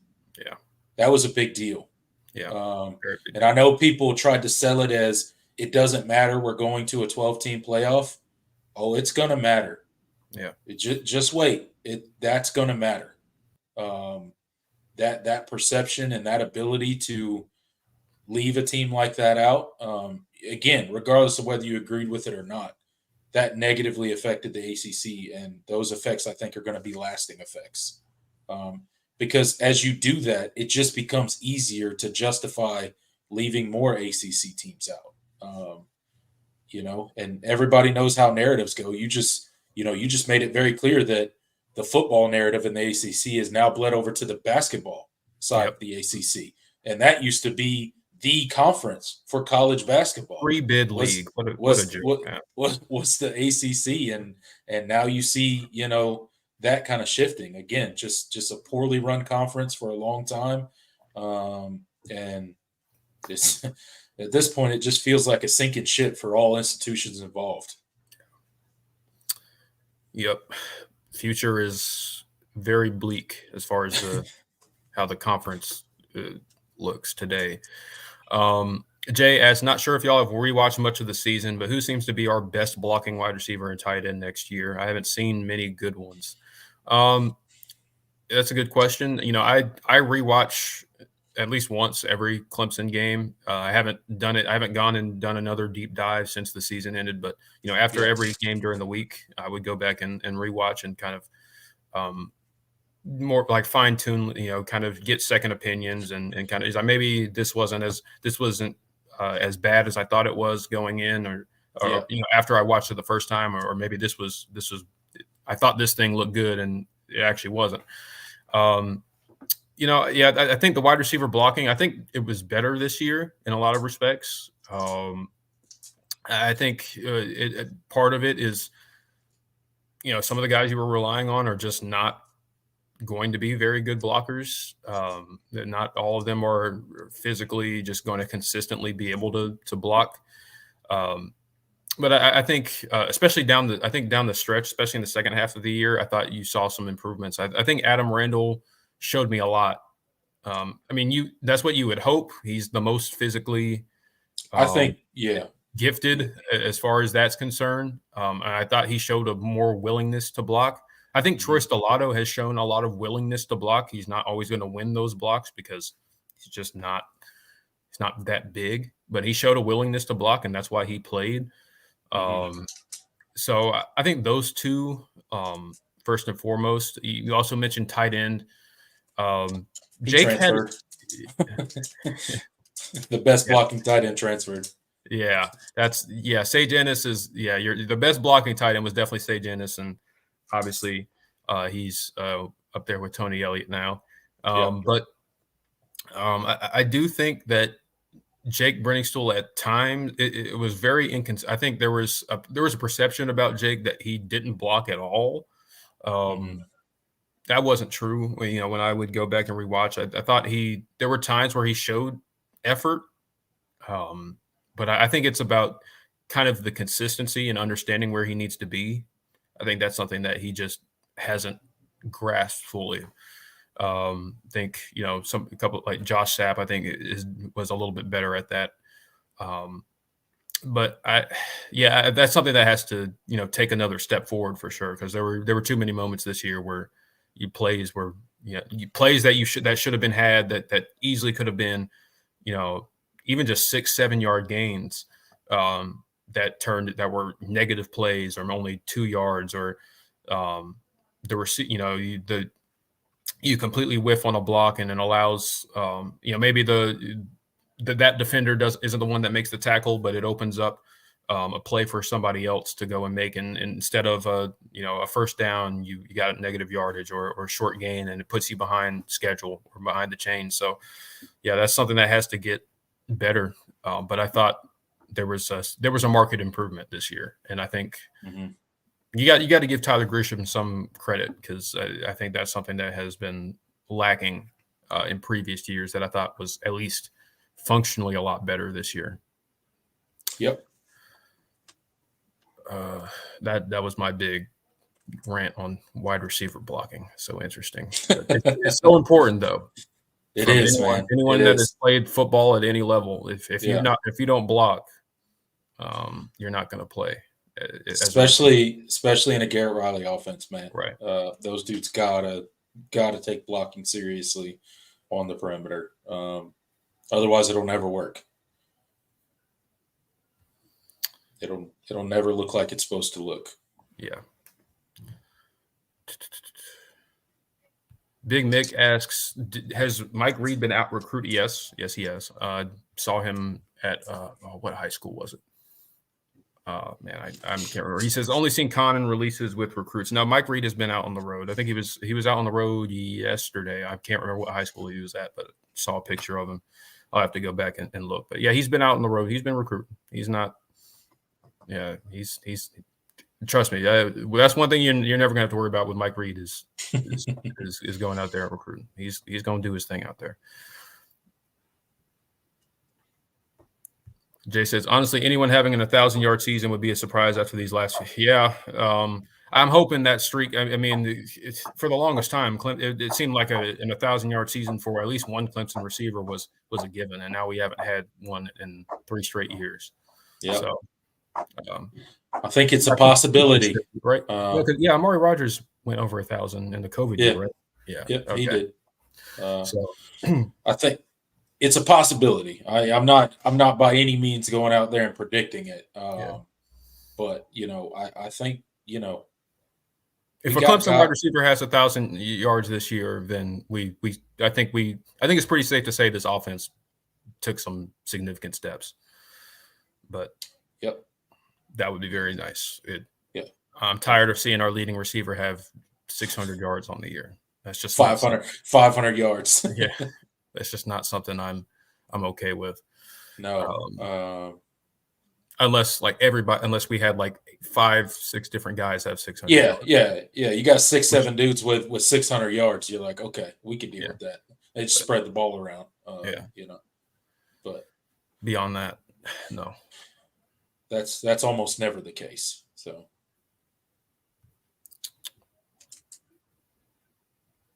Let's see. Hustler Inc. says, I rewatched all the film. Troy Stellato got the most separation all year. It wasn't close.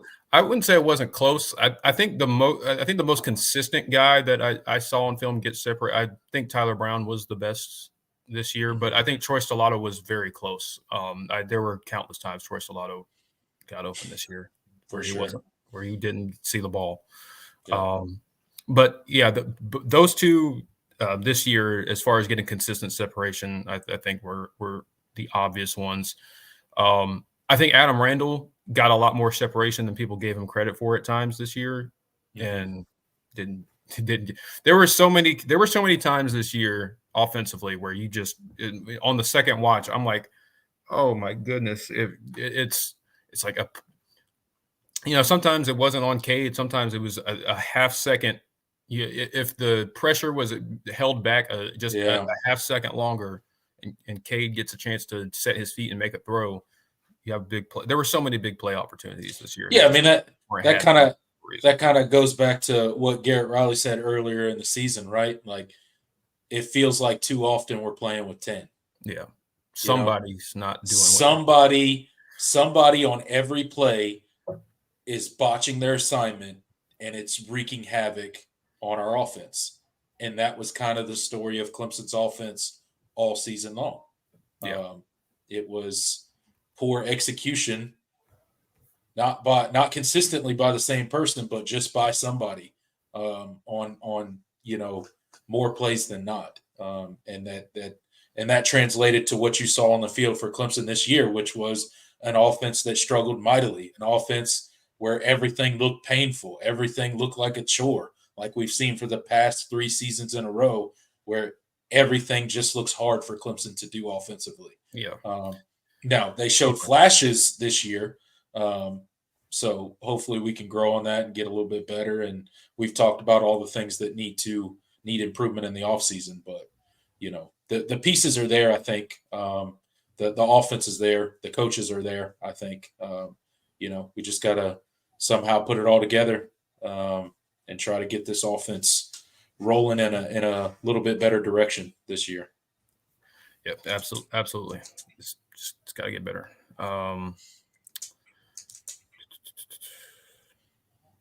See what else. We'll start to wind where we just hit the 2-hour mark, so we'll do a couple more. Yeah, do about 1 or 2 more, and then we'll hop out of here. We've been answering questions for about an hour now. Tiggs asked, will the ACC still be around in 2027? That's a good question. I mean, they will be if these teams can't figure out how to get out of that grant of rights. I think yeah. I think the ACC in some form or fashion will exist in 2027. It just, what is it? Does it look the exact same as it does today? I would say no. But I mean, honestly, does college football as a whole look anything close to what it looks like right now? That's a realistic in 2027. Probably not. I mean, you just think how quickly college football has changed. Like, think back to, I don't know what, 2018, 2019? Yeah. And now look at college football. Feels like a different time. It feels like it's been 10, like that was 10 years ago. Yeah. It wasn't, right? It's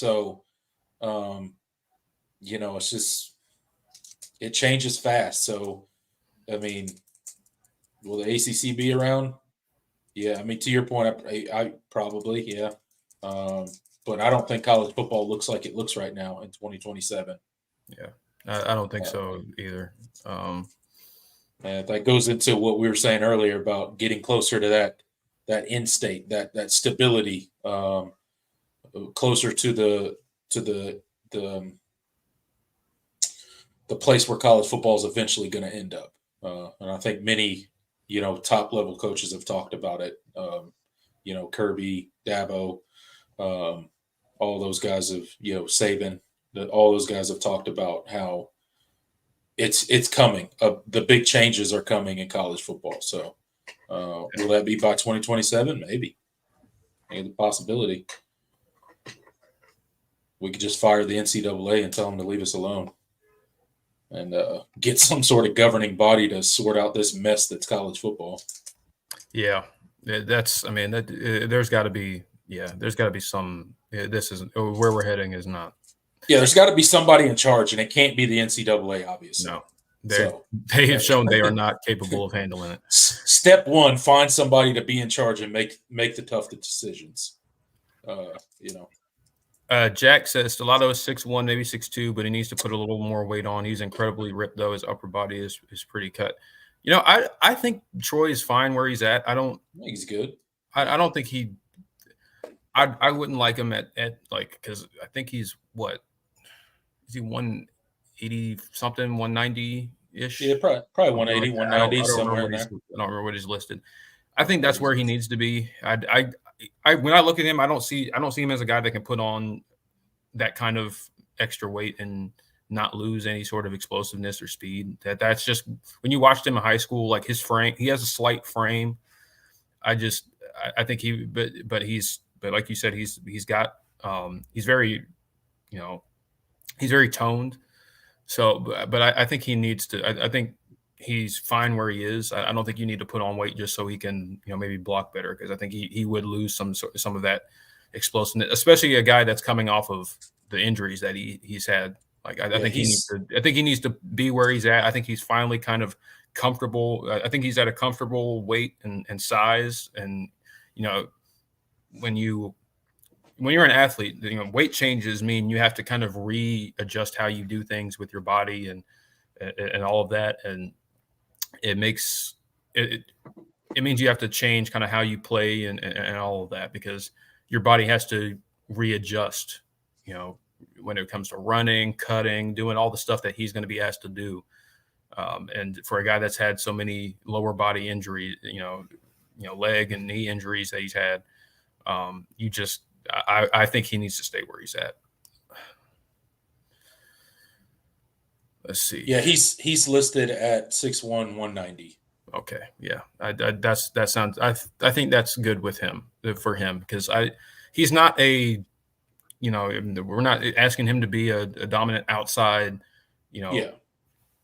go up and get it type of guy where physical. Like he's a guy that he has deep ball ability, but he's a guy that has speed, and you want to get him out in space. He's a guy that's going to be get separation with his route running and technique, and not necessarily just throwing it up to him. So that's kind of that. I think he's fine where he is, especially watching him this year and seeing how many opportunities he had. I think he's a guy that has a chance to have that breakout season. Troy says rewatching the Clemson offense is so brutal this year because you saw the potential. Yeah. It was never one specific person. That was our frustration all season. That was the coaching staff's frustration all season. That would, man. Yeah, that's kind of the reality. But now that's what this off season is about, is correcting all of that. Man. It shouldn't have been as hard as it was at times last year, but you got to figure out why. I think you've made some changes. You made a staff change that I think was desperately needed. Yep. And now it's about getting everybody on the same page, getting your second year starter quarterback ready to go, getting your receivers ready to go. And I think, another full off season where everybody is kind of on the same page and understands the scheme and all of that, I think will be beneficial down the road. But it's just, how much is it? How much improvement does this offense make? Is it, okay, I think it's safe to say we're a good offense, but we're not elite. Do we take a massive step forward? What does that look like? And that depends on a lot of different factors. So, but yeah, that's why this is a very pivotal offseason for this offense, for just obvious reasons, for the staff, for Dabo. So we'll see how it goes. I'm ready to fast forward to spring, because I just want to. Me too, man. How things are shaping up, because this is the part I can't deal with. We're just, because we're so far away. So far. And we're not at the point where we can get excited for spring, because that's still a ways away. So you're just kind of in limbo. And we're just it's kind of limping along until we get the next scraps that they're going to throw out for us, which will be spring practice. Yeah, I think that's going to do it for the listener questions. We've hit the 2:07 mark. We always seem to hit the 2-hour mark, but I think that's just kind of our time at this point. We hit our pre-planned stuff in the first hour, and then it's just basically listener questions. So interacting with the comment section for the second hour, but it's all good, man. Appreciate that we have the audience that comes out and supports us. We got 37 people in the live chat right now. Thank you guys so much for hanging out with us for these past couple hours. Again, those of you that may be watching this in the rewatch, or if you came in late and you want to know what we talked about in the show and how to find those, me and Jordan will post the timestamps for each individual topic that we kind of discussed, and that will make it easier for you guys to go back when you're rewatching it and listen to our thoughts on those specific topics. So again, thank you guys so much for being here. Absolutely amazed by your guys' consistent support. You guys show up every single week and support me and Jordan and contribute to the show by asking all of your questions. Give a shout out to Big John really quick. Shout out to him for supporting the channel. Really do appreciate it, man. Your support is greatly appreciated and much needed around here. Thank you for giving us a portion of your hard-earned money. That's truly humbling. So that's going to do it for tonight, guys. Jordan, go ahead and send the people off. Yeah. Once again, thank you guys for tuning in. Another great show. We're getting through this together this off season, week by week. But there are things to keep us busy. We'll definitely have more to talk about next week. But until then, we'll see you guys on Thursday to just break it all down. That's right. Be here. 7 p.m. next Thursday. Till next time, I'm Tiger Paul Craven. He's Jordan Bowman. Go Tigers. Later, y'all.